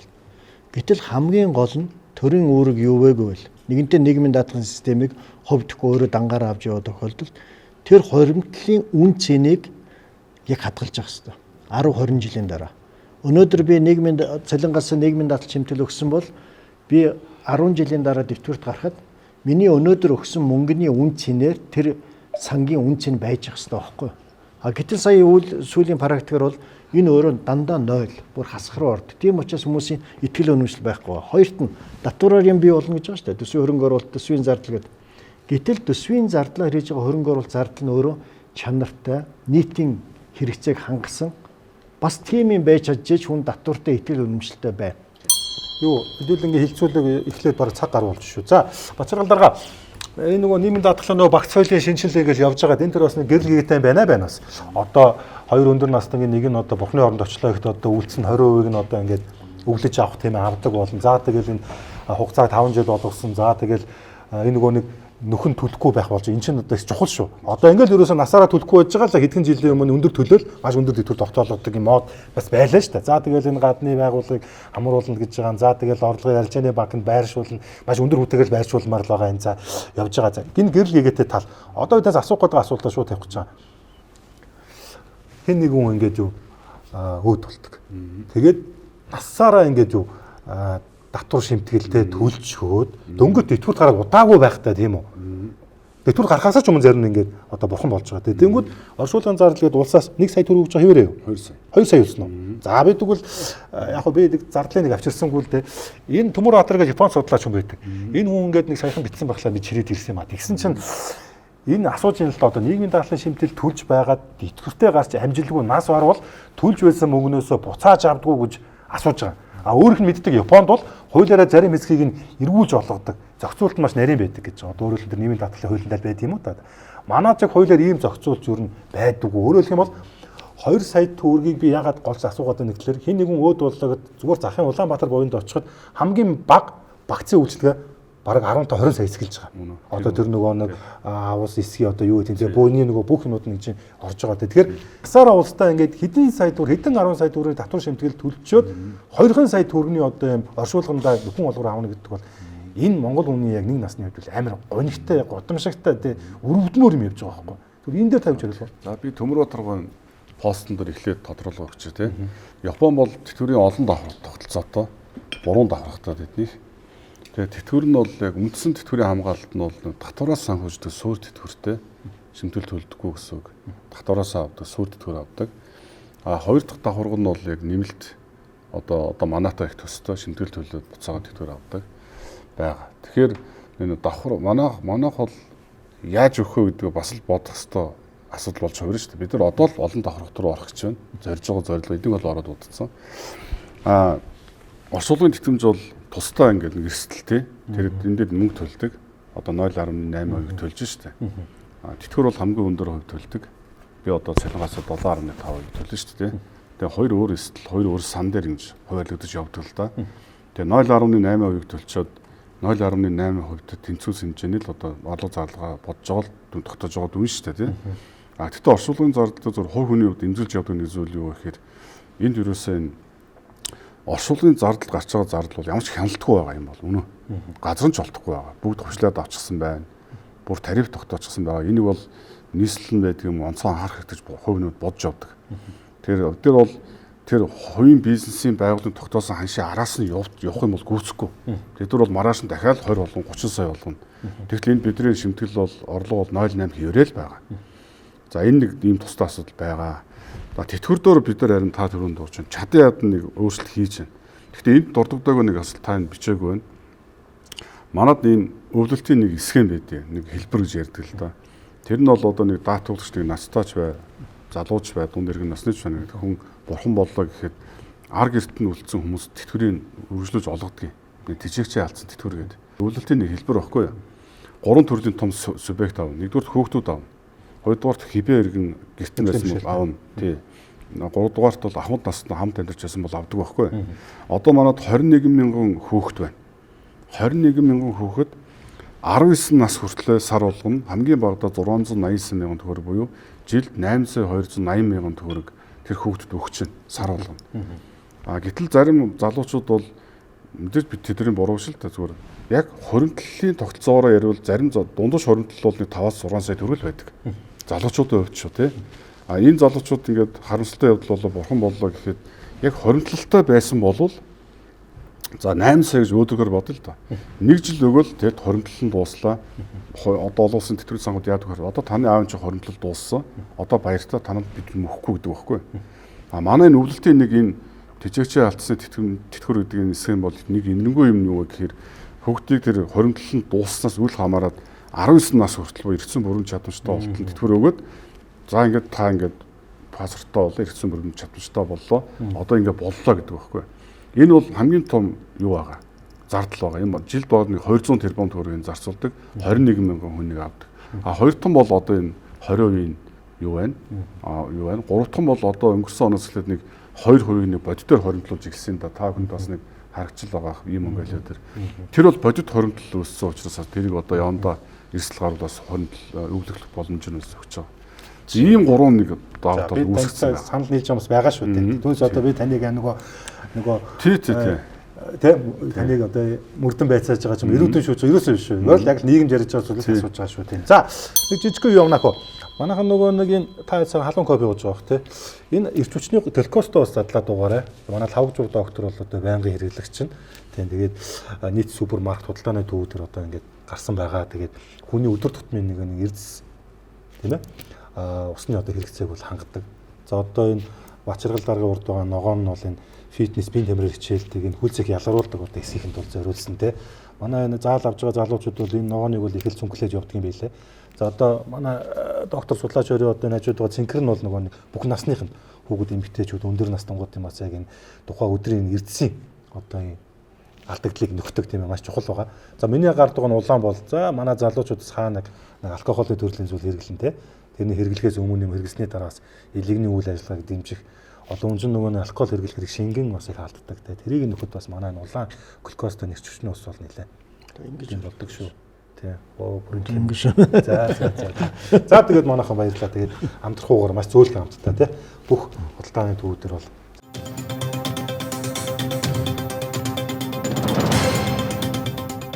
за тэгээд судлаачаа яг одоо саяны ярьсан зэвтэй холбоотой би түрүү хэлсэнтэй энэ сүүлүүд ажилд орж байгаа залуучууд ерөөсөө энийг түлхийг хүсэхгүй байгаа. Тэгээ одоо би энэ фэйсбүүк дээр байгаа нэг хитэн гэдэг нэг юм ажлын зарнаас пост ирэл ирж байгаа. Энд одоо энэ бичсэн л байгаа л да. Ийм түлхэхгүй ээлжийн ажил хайж гинэ. Байршил одоо би тэнд байдаг гээл те. За тэгэл дараа нь ингүүл бас л түлхэхгүй те. Хоёр гараараа ажиллах одоо эмийн сан байгаа болоо байвал дугаараа үлдээ гэж гээл те. Тэгэхээр сүүлдээ хүртэл бүр энэ хардаа гадагш явах хүртэл одоо дансны хуулгаар виз одоо гаралт хэр одоо байдаг вэ гээл те. Түлхэхгүй ажиллаж байгаа юм бас гацшаа гарах гэдэг шүү дээ. Энэ яг зүр бод байгаа л амьдрал дээр яг ийш ингээ орохоор нөгөө нэрээ нууслаад нэг пост оруулчихсан юм байна шүү дээ. Тэнгүүл доор нь залгаараа тий хариу яа энэ төр гэж явдаг юм байна л да. Бид одоо л энэ тогтолцоог эрүүлжүүлэхгүй бол энэ яг сүүлдээ маш далд юу орлоо. Одоо нэг 1980-ад онд нөгөө нэг Горбачев үед нөгөө нэг энэ хуурай уул гарсан шүү дээ тий. Бас нэг ариг дарс зарахгүй гэл 1920-ад онд Америкт мафиатай тэмцгээл бас л гарч ирсэн. Үр дагавар нь маш аимшигтай гэж би болсон. 2-3 асуудал байгаад байгаа юм. Нэгдүгээр цоошин генерашн ороод ирсэн. Тэд нар бол маш өөр одоо бүтэц тогтолцоог хүсээд байна шүү дээ. Нэгдүгээрт. Хоёрдугаарт магадгүй тэр хүмүүст энэ нийгмийн даатгал юм, энэ татврын одоо ач холбогдлын талаар ямар ч одоо мэдлэг мэдээл бас бага байж магадгүй очоогүй. Нэг талдаа. Ягаад гэвэл сая бачиргал дарга ярьлаа. Одоо ингээд төлж байгаа нийгмийн даатгалаас чинь жилдээ ийм хэмжээний одоо хөрөнгөлөл үүснэ. Эрсдэл гарвал ийм хэмжээний нөхөн олгор олгогдно. Эрүүл мэндийн даатгал төлвөл ийм үйлчлэгийг үнэгүй авч болно. Ийм үйлчлэгэн дээр нэмэлт төлбөр төлөөд одоо эрүүл мэндийн үйлчилгээ авч болно. За одоо яг өнөөдрийн тогтолцоогоор явбал та 60-65 нас хүрээд тэтгэврт гарвал ийм тэтгэвэр авахар байна гэдэг ч юм уу. Энэ мэдээлэл олгох, энийг мэдлэгийг олгох асуудал бол би бас хаягдсан гэж үзэж байгаа. За нөгөө талдаа энэ бүх процессд ерөөс иргэдээ оролцуулахгүй байгаа байхгүй юу? Одоо ингээл татварын хууль, нийгмийн даатгалын хуулийг одоо ингээл ерөөс бараг иргэн болгонтой маш сайн хүргэж тэр хуулийнхаа өөрчлөлтийг, философиг маш сайн сурчлахгүй нэг хэдэн нөхөр ингээл нэг башин дотор сууж байгаа л нэр зүүсэн хилэлцүүлэг хийгээл одоо нэг юм гурилдсан одоо нэг формалны юм хийгээл тэрийг хүчээр баталчаад байгаа болохоор иргэд өөрсдөө энийг бол биднэрт маш үр ашиггүй систем яваад байна гэж бас харж байгаа тал байгаа. Хуулийн шинжилгээ хийж байгаа практик ер нь одоо би судлаач хэлж байгаад санал нэг байна. Өнөөдөр захиргааны ерөнхий хууль тэгээд дээр нь хууль тогтоомжийн тухай хуулиар шинэ хуулийн нэмэлт өөрчлөлт оруулахдаа одоо юу хийх бүр ингэ бичсэн байгаа байхгүй. Захиргааны акт гаргахтаа яах ёстой вэ те? Хуулиар эрхэлсэн хүрээнд яам агентлагууд захиргааны акт гаргаж. Тэгээд захиргааны актыг гаргахын тулд ямар процедур гүйцэтгэж гарах вэ? Захиргааны ерөнхий хууль дээр заасан. Хууль тогтоомжийн хууль дээр хууль болон хуульд нэмэлт өөрчлөлт оруулахдаа яах ёстой вэ?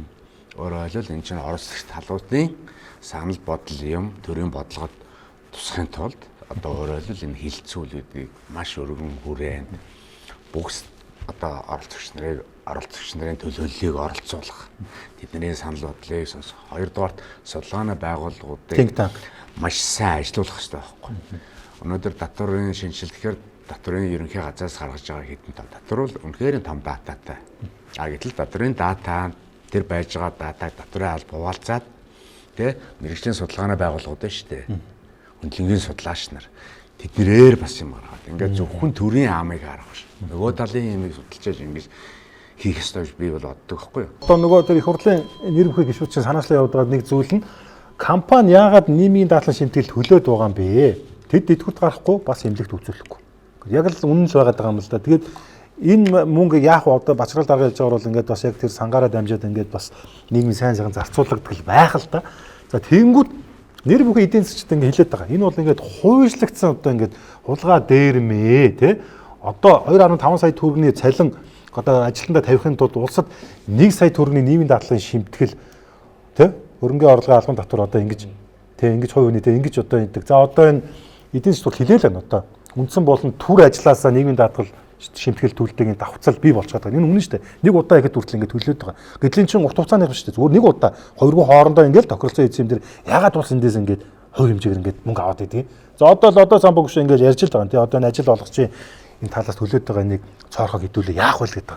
За доктор эндээс маш товчхон ингэ тойр явчих. Би хоёрд нь ерөнхийдөө асуух гэдэг юм л да. 2023 онд нийгмийн даатгалын шимтгэлийн зохицсон өөрчлөлт хийсэн. Ийм даатгалын шимтгэлийн ерөнхий хууль бүгд өөрчлөлт хийгээд. За энэ өөрчлөлтийгээд 2 жилч болоогүй байна. Хоёрд нь ерөнхийдөө тайг өөрөө гардаа хийсэн ихний өөрчлөлтийнхөө үр дүнг яагаад тайлгнахгүй байна. Одоо жил хагасын дараа дахиад өөрөө шинжил хийнгээ явж байгаа байхгүй.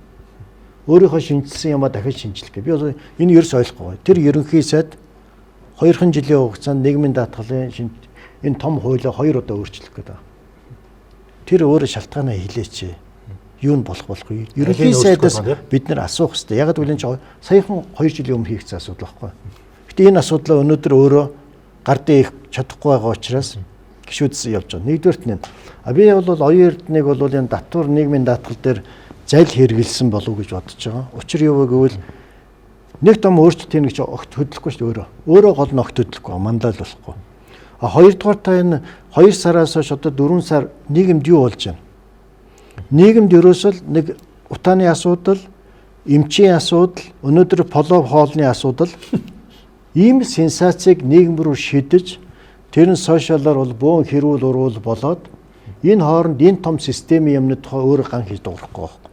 Татварын нийгмийн даатгалын хуулинд өөрчлөлт оруулсныг бол зөв гэж харж байгаа. Гэхдээ нөгөө талдаа энүүгээр санхүүждэг нөгөө төрийн бүтц чинь ерөөсөө өдрөөс өдөр томроод байгаа байхгүй юу? Зүгээр л 21 онд ч одоо 5 жилийн өмнө нэг 13 орчим их нийт төгрөгийн одоо орлого олно гэж хэлсэн бол сая 25 онд 36-г олмоор байна гэж анх төсөл орж ирсэн шүү дээ. Тэгэхээр чи 3 дахин Энэ 4 жилийн дотор 3 дахин өсөж байгаа байхгүй юу? Тэгээ бид нар эргээд зүгээр 10 жил 15 жилийн өмнө рүү орохлоор аймгийн төв дээр чи ингээд нэг 3-4 башин төрийн байгууллагууд багтдаг байсан. Одоо баг 10-20 3-4 давхар ийм ордон барьсан байгаа байхгүй юу? За энэ агентлах, энэ агентлах гэдэг. Тэгээ дотор нь орохлоор ашиглалт маш багтаа, маш зөөгөн хүн ажиллаж идэг. Тэрний дулаан, цахилгаан бүх зардал гээл ирсэн. Энэ бүх зардлуудыг чинь авахын тулд ямар нэгэн байдлаар санхүүжүүлэх хэрэг гарна шүү дээ. Тэр одоо ингээд нэг баахан ашиг болдгоо ийм объект барилга маш олон ингээд юм болгондоор нэг хуульчлал нэг ажлын байр гаргаад байдаг. Тэгээ энийг санхүүжүүлэхийн тулд ингээд жилээс жилд энэ татвар хураамж янз бүрийн юмыг ингээд нэмэл яваад байгаа байхгүй. Энэ нь эргээд ажил олгогчдоор юу болоод хувирч ийн гэвэл бид нар ингээд ажилтнаа нэг ажлын нөхцөлийг сайжруулах гэхлээр тэндээс хоёр талаас нь нийгмийн даатгалын шимтгэл хувь хүний орлогын албан дотор ингээд ингүүт нөгөө компани зардал тэр хуваараа өсөх гээд байгаа байхгүй. Ингээд бүх юм ингээд явахаа болчиход байна. Тэгэхээр одоо энэ төрийн бүтц тогтолцоогоо яаж багасгах юм? Одоо тэгжээж л энэ татврын ачаал буурна, тэгжээж л хоримтлал үүсдэг болно шүү дээ. Ерөөсөө л одоо энэ төрийн байгууллагуудын тоог одоо болдог бол тэр Аргентин шиг ингээд шууд 2-3 дахин ингээд одоо катлаад оролцоог нь багасгах юм. Татвар гэдэг чинь бол зөвхөн төсвийн орлого одоо бүрдүүлэх хэрэгсэл биш шүү дээ. Нийгмийн амьдралыг зохицуулах асар том өөрөө тийм механизм баггүй юу? Цаг шиг тийм. Татвараар дамжуулж ээж өөрөө хэлбэл бий болгодог олон юмнууд байна. Тэр нь бол өөрөө хэлбэл энэ үйлдвэрлэлийг татварын бодлогоор дэмжих асуудал. Бо татварын анхны хууль бий 1992-оос 96 онд мөрдөгчөөсөн аж ахуйн нэгжийн орлогын албан төр хуулиудад өөрөө хэлбэл гадаадын хөрөнгө оруулалтыг дэмжих зорилгоор салбар заасан юм том татварын амралт хөнгөлтөд байсан. Одоо тийм салбарт хөрөнгө оруулаад ингэх юм оруулсан хөрөнгөний хэмжээгээр татвар осон чөлөөлнө. Эхний 10 жил 100%, дараагийн одоо 5 жил тэтэй%. Энэ зохицуултууд 1997 оны татварын шинжилгээ бүгд алах болсон. Улс орон чинь үйлдвэртэй болж байна. Нэмэн өөртөг шингэсэн экспортыг орлуулсан, экспортод гаргадаг, импортыг оруулах бүтээгдэхүүн үнцэнтэй юм дэлхийн зарж иж өөрөө хэлбэл хөгжөөд байна шүү дээ. Билээхэн энэ чинь байж шүү дээ. Гэтэл Монголын татварын бодлого уг нь бол энэ чинь Монгол орныг үйлдвэртэй болгох. Үйлдвэрээ дагаад ажлын байр байвал Монгол хүнийг ажилтай болгоход чиглэсэн энэ механизмыг татварын бодлогоор дамжуулж хэрэгжүүлэх ёстой би бол боддог байхгүй юу? За би бол энд одоо хувь гишүүнийхээ хувьд хүн амын орлогын албан дотоорыг 1% болохыг дэмжиж байгаа. Яа тэгэхээр одоо хүн амын орлогын албан дотоорыг хувь хүмүүс төлөхлөөр 1% төлдөг. Аж ахуй нэгж компаниар албан хаагч төлөхлөөр 10%, 15%, цаашлаад 20% татвар төлдөг. Ийм өндөр хэмжээний татвар төлж байгаа аж ахуй нэгжүүд хувь хүмүүс энэ бол үндсэн хуулиар бол тэгш ирэх. Бүх иргэд тэгш байх эрхийн зарчим алдагдаж байна гэж ингэж үзэж байгаа. Тийм учраас хүн болгоо 1% хүн амын орлогын албан дотор төлөх энэ санал санаачлагыг ард иргэдийн энэ санал санаачлагыг дэмжиж байгаа. Одоо ингээд энэ яг одоо ингээд эн чинь гар ус цуглуулаад ингээд явж байна. Хэрвээ 1% болох юм бол та түр хэлсэн 2-3 их 80 төгрөгийн ингээд энэ орон зай үүснэ тий. Ярьсан шүү дээ одоо яг төсөв дээр одоо танаа цан дээр чинь тий. Яаж одоо энийг шийдэх үү гэдэг. 14 мега төсөл гэж байгаа. Гэтэл тэн дээр чи 280 мянган ажилтаа одоо хэрэгтэй гэж байгаа. Тэр ажил Монгол байхгүй. Тэгээ гаднаас ажил хүч оруулах ихээр оруулаагүй. Оостой мó хиттийн гар хөл яасан хийсэн ч үлээ яадаг. Өөртөө ажил хийхгүй. Тэгээ гаднаас хүн авчир хэлгийг хийхгүй. Тэгээд ямар нэг хүн ажил хийх чинь ингээд нийгмийн даатгал төлөгдөн шүү дээ.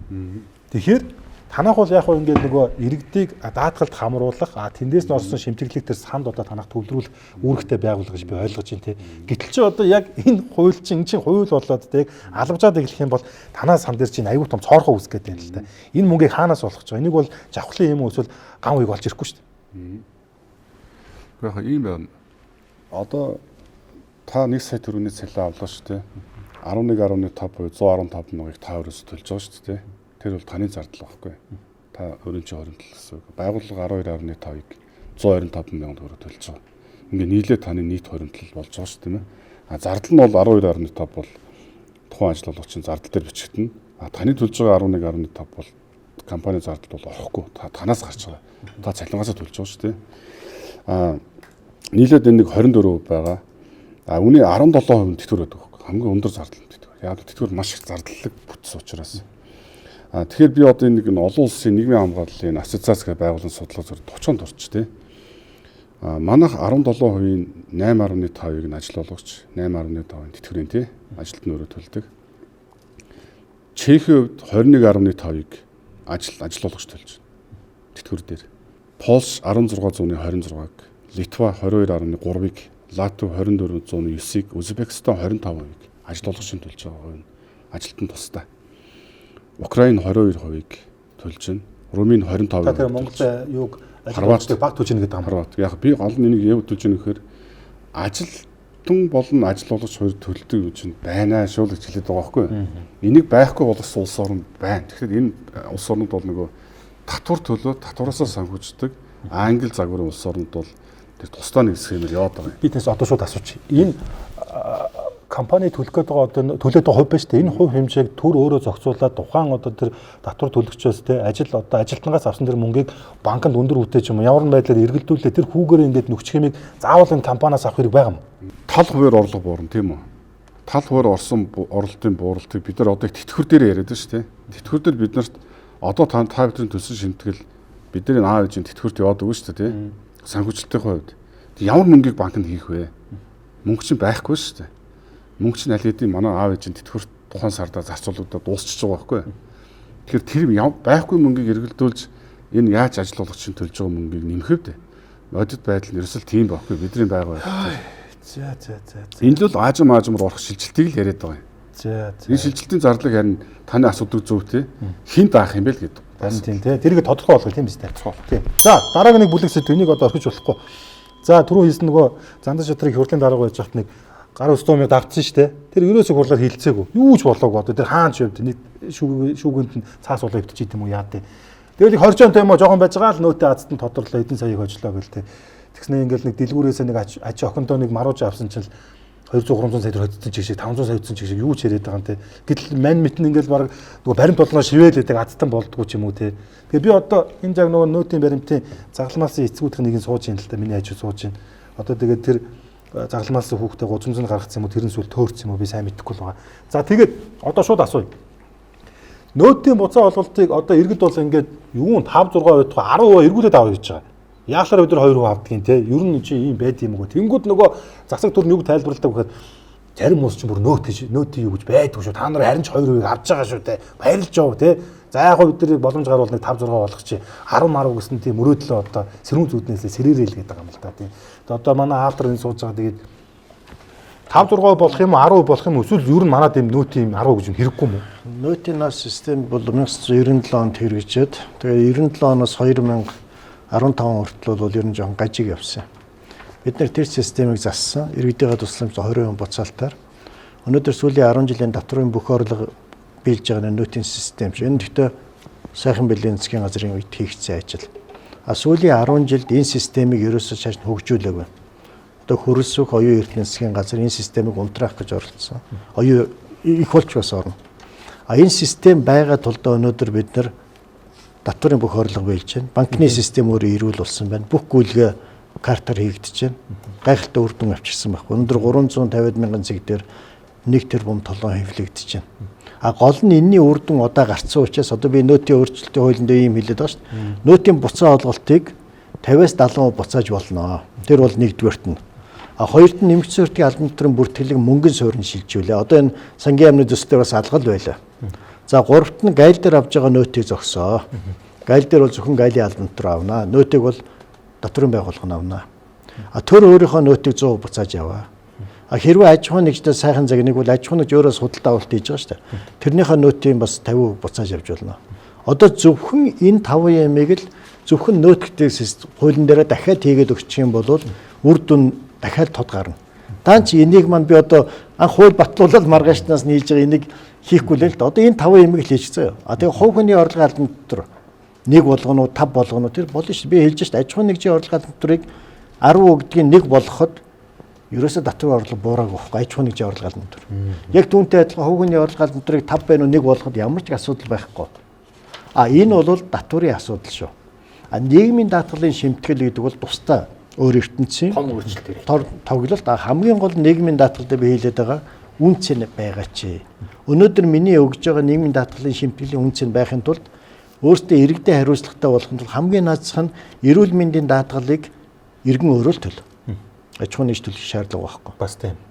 Хоёрдугаарт эрүүл мэндийн даатгалын системийг хэрвээ энэ даатгалын системд оруулж ирэх хэрэгтэй буцаагаад. Яагаад гэвэл эрүүл мэндийн яам энэ эдийн засгийн нэг том салбарын энэ системийг ганцаараа авч явж чадахгүй. Ялангуяа мэрэгжлийн биш улсууд. Эмч хүн одоо даатгалын том тэр бараг 1.2 их найдынхаа хөдөлгөөнийг хийх гээд байгаа байхгүй. А тэгээ энэ буцаагаад ямар гажиг үүссэн бэ гэвэл эрүүл мэндийн даатгалын системийг дагаад эмнэлгийн байгууллагуудын одоо ийм нэг хууль бус тоглолт асар их ус. Одоо эмэн дээр гарч ирж байгаа, ор хоногийн мөнгөн дээр гарч ирж байгаа. Эрүүл мэндийн даатгалын систем гэдэг бол тэр аяараа эрүүл мэндэд тойрсон хэдэн эмнэлгийн эмч нарын ерөнхийдөө төр зүрийн орлого тэгээ энэс цаашаа явдаг. А ягаад гэвэл тэр 5% компани төлчөөд байгаа байхгүй нөгөө өвчтний листний 5%. Энэ буцаагаад энэ систем гажиг болсны хамгийн том илрэл баг. Энийг л зас. А татвар бол тусдаа асууж. Татварыг бол би ярьж байгаа чинь ингээд эрүүл мэндийн даатгал руу тэр наа чинь нөөц чинь бол бүх юмтай холбогдож байгаа. За тэгэл би танаа системийг шүмжлээд байна л да. За одоо нэг хууль өргөн баригдаад баг ингэ шийдэх гээд байгаа юм уу? Яаж одоо 500 сая хүртэлх худалдаа авалтаа төлсөн тохиолдолд нөөтийг иргэнд 100% буцааж болно гэж байна. Энэ чинь айгүй шатлаад явахлаараа их баг буцааж авах гэдэг юм уу? Одоо ингээл хэдэн сая мая болоод ирэхээр л 500 мянга хүртэл баримт уншуулсанд нь 100%. За 500-аас 800-ийн хооронд 50%.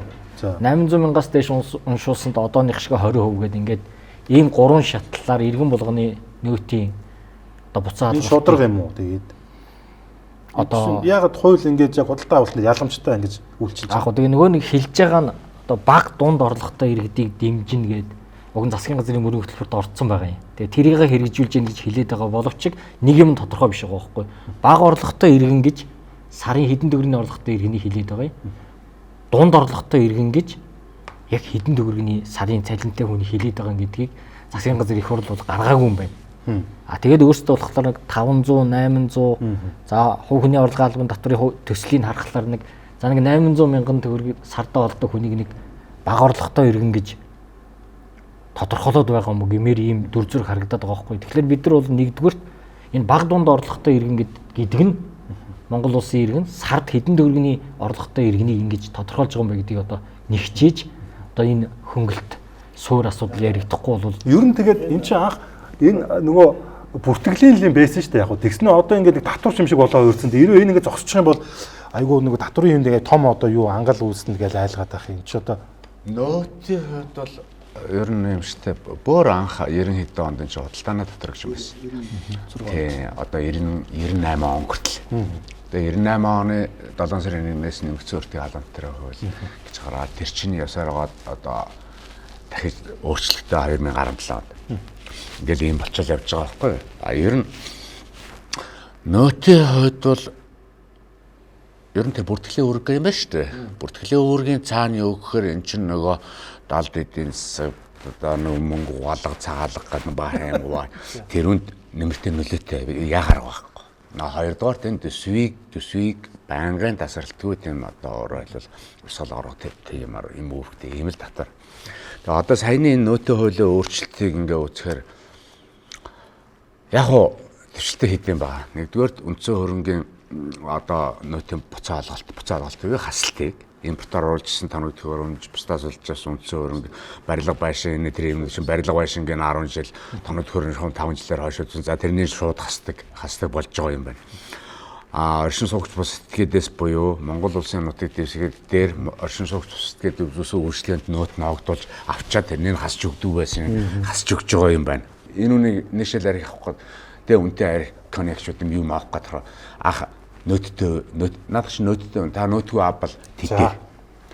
Тэгээд дээр нь одоо нөөтийн хуурамч падааны асуудал. Одоо 2024 онд 5 сард мэдээлэгдсэн мэдээлэлээр нэр бүхий 3 этгээд 7585 ширхэг падаан бичээд 187 тэрбум төгрөгийн татвараас зайлшгүй хийсэн ийм эрүүгийн хэрэг үүс.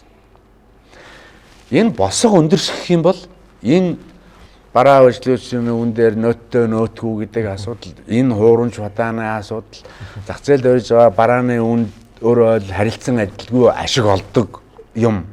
Энэ юм чинь босго өндөрсөх тусам энэ гажуудлал улам за ихсэн. За би яг хэлж байгаа нь 10 жилийнхаа нөрөг үзэж байгаа юм байна. Тэгээд ядаж тэр нэг цаас эвлэлгээ болж болдгоо болоо юм хөгжсөн одоо нэг фейс оф ч юм уу AI хөгжсөн байж хад зүгээр бүртгэлээр явж байгаа юм би заавал гэж явдаг. Татврын босгохгүй болгоод татвар энэ буулгачих юм бол энэ буцаа энэ 20% хэдийн хувь байдсан буцаа алаад энэ сууглаа энэ ерөөсөө хэрэггүй. Тэгээд энэ яг жишээ шүү зүгээр манайхаа энэ нөгөө энэ нэмд орж ирээд таньдаг залуу байна л да. Тэгээд энэ 4 стра ажиллаулдаг байсан. Тэгээд саяхан энийгээ битсэн байсан.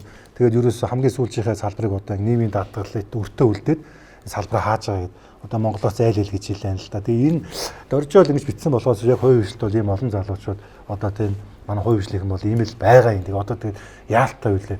За тэгэл одоо би нийгмийн даатгалтай юмд холбоотой юмтыг харууллаа. За нэг юм асууя. Би дөрөв энэ нэг саяхан нэг бас явж ирсэн юм аа. Манай Нямбаатар хотын дарга энэ нөгөө түүхий ажилчид автобусны жолоочийн цалин $1000 болгосон. 3.5 сая. Сүүлийн Нямбаатар ярин сонсоход бол автобусны жолооч нар бол сартаа бараг 5 сая төгрөгийн цалин авдаг. Сайн ажилдаг. Тэгээд бүр дэмбэд нэгээд нөгөө билүү гэсэн мөнгөийг хүртэл авдаг. 7-8 сая төгрөгийг бол авчдаг. Камера нэлээд сайжруулна, болохгүй гаруудыг явуулна гэж байгаа. Тэгээ би ойлгохдоо бол үндсэн цалин бараг 5 сая. Тэгээд нөгөө дэмбэдсэн мөнгөтэйгээ 7-8 сая энэ өгтөө солонгосоо хэрэггүй юм билээ. За тэгээд энэ түүхий ажилчид ч гэсэн одоо ингээл ерөөсөө цалин нэмэгдсэн гэж байгаа. Тэнгүүд энэ иймч багш нарын цалин нэмэгдэхгүй байна л гэдэг байгаа. Тэгээд энэ ч одоо ингээд нэг юм чи хуваацлаа юм л та. Яагаад ингээд тусгаалж ингээд нийгмийн нэг хэсгийг ингэж харж үзээд нөгөө хэсгийг ингэж хаяад байгаа юм бол одоо яг би юу гэж хэлэх гээд нэг юм бол яг энэтэй адилхан биелээ зөө. Цалин нэмэгдсэн бол төрийн албаа агчд байна. Манай хувийн хвшлэг бол яах юм? 4 сарын 1-нд төлөө хизээ нэмэгдэнэ гэлээ. Шатлаад нэмэгдэж байгаа юм билээ шүү дээ.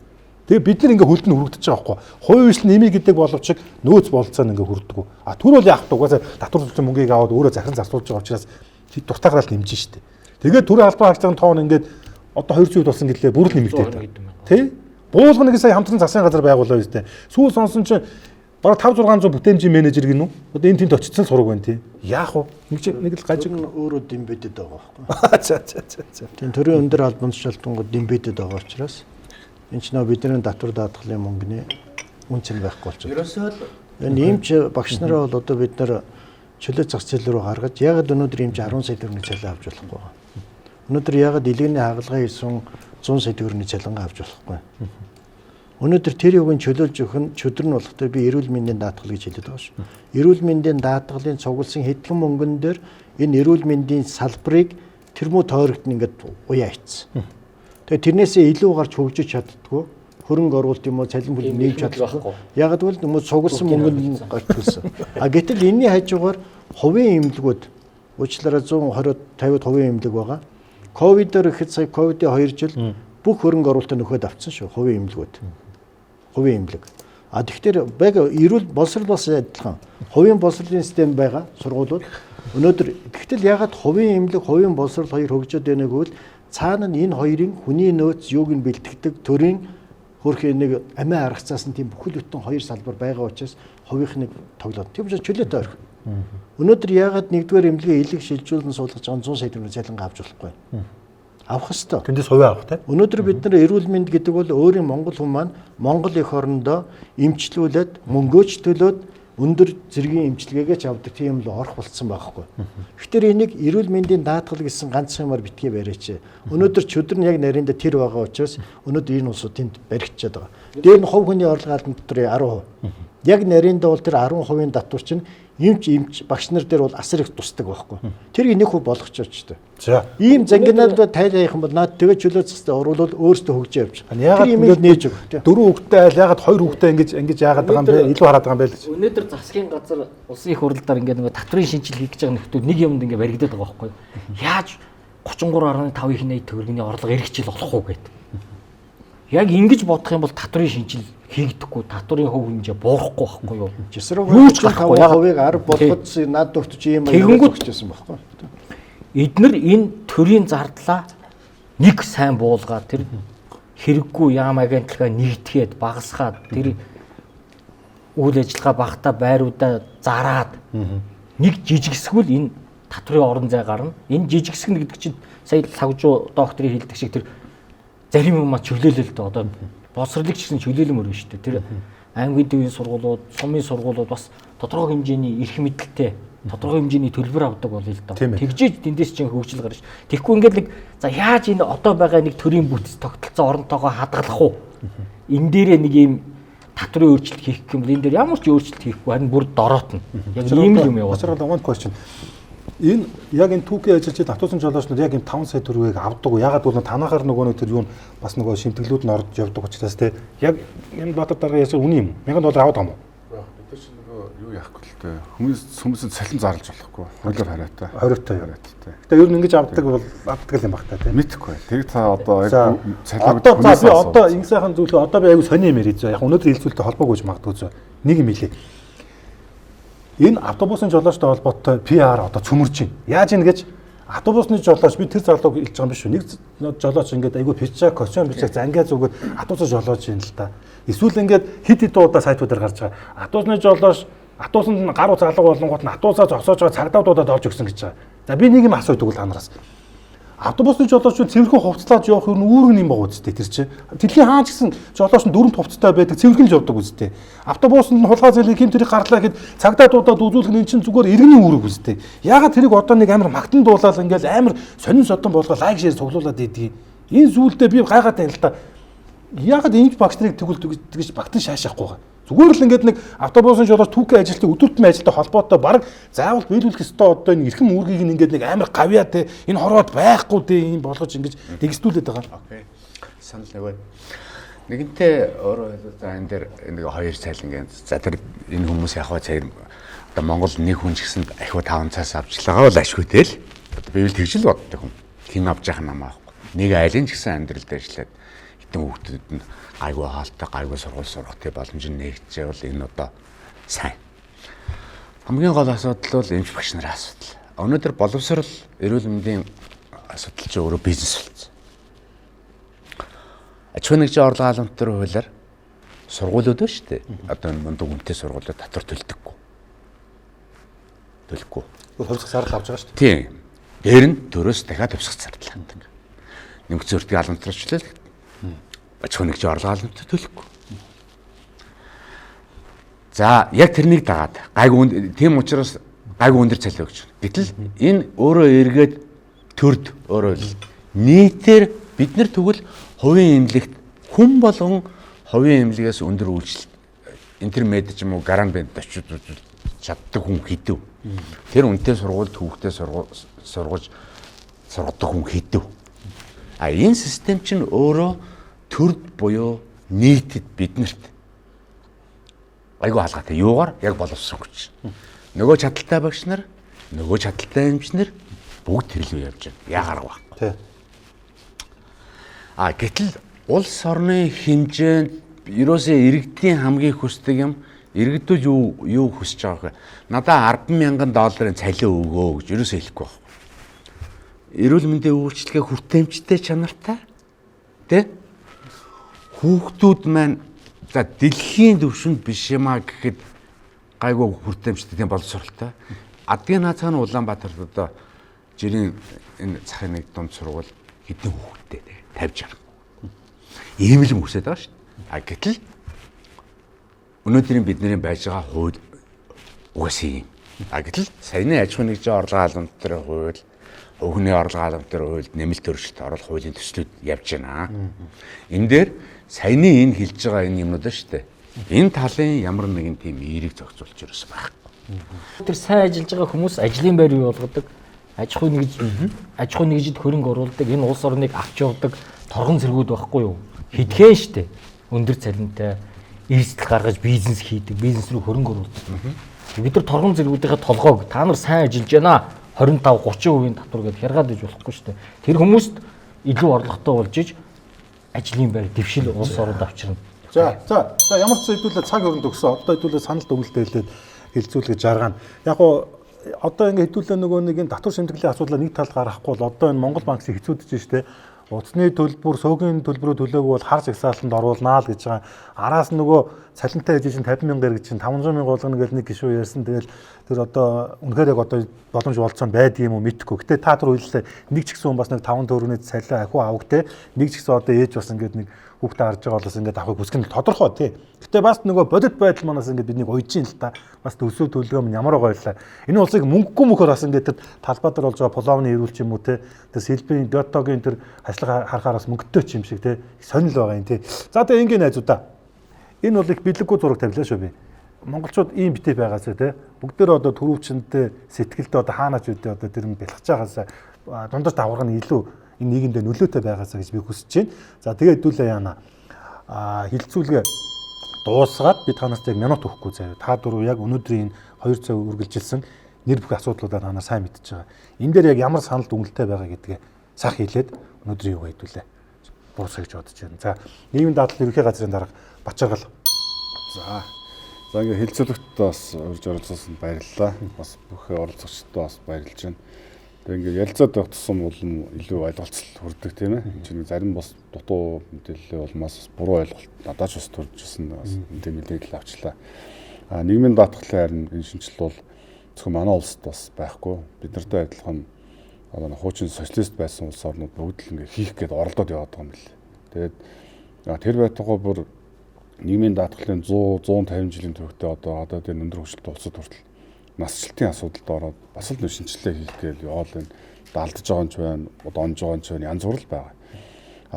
Хамгийн гол асуудал нийгмийн даатгал өөрөө яг том тогтолцоо гэвэл том тогтолцоо. Яг ажилуулагч руу ороод ирэхээр яг нийгмийн даатгалын тогтолцоо бол цалингийн сантай холбоотой төлж байгаа ажилуулагчийн төлж байгаа шимтгэлийн зардалтай яаж зашгүй холбогдож байгаа. Гэхдээ зүгээр ажилуулагчийн зөвхөн нийгмийн даатгалын цалингийн саныг за одоо хэдөө байдаг 20-30% нийт зардал үйл ажиллагааны зардал 20-30% байна.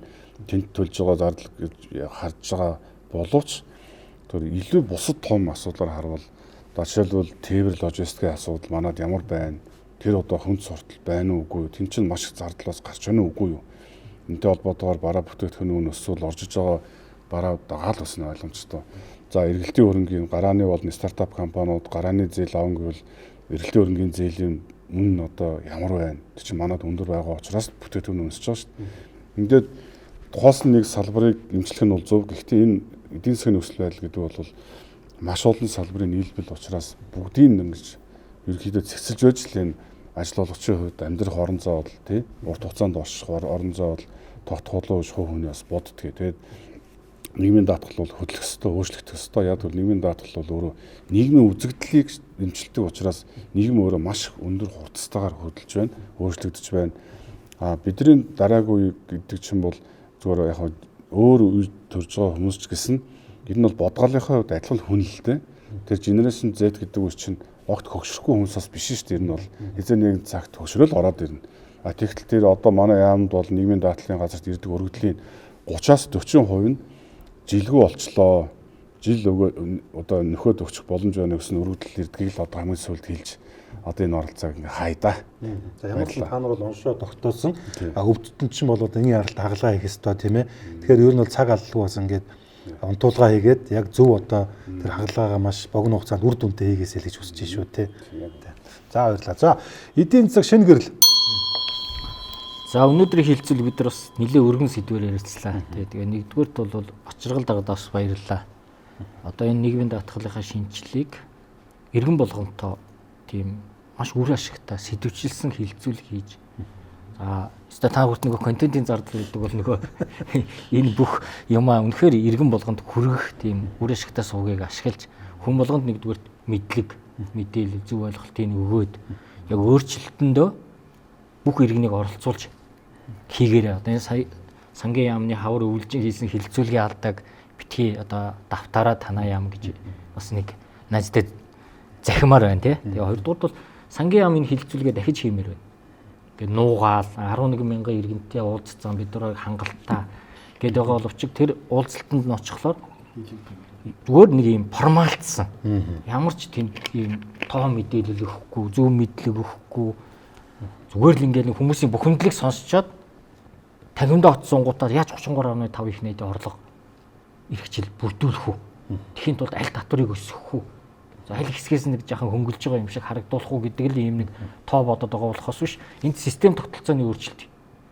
Төрийн оролцоог багасгах, төрийн өмчийг багасгах, тэр олон яам тамгын газар тэр давхардл ажлын байрнуудаа эрс бууруулах юм хэрэгсээ бодохгүй байна. Энийг л хийж энэ иргэн баян болно. Аж ахуйн нэгжүүд хуримтлалтай болно. Хуримтлалаараа дахиад шинэ бизнест хөрөнгө оруулна. Улс орноо хөгжүүлнэ.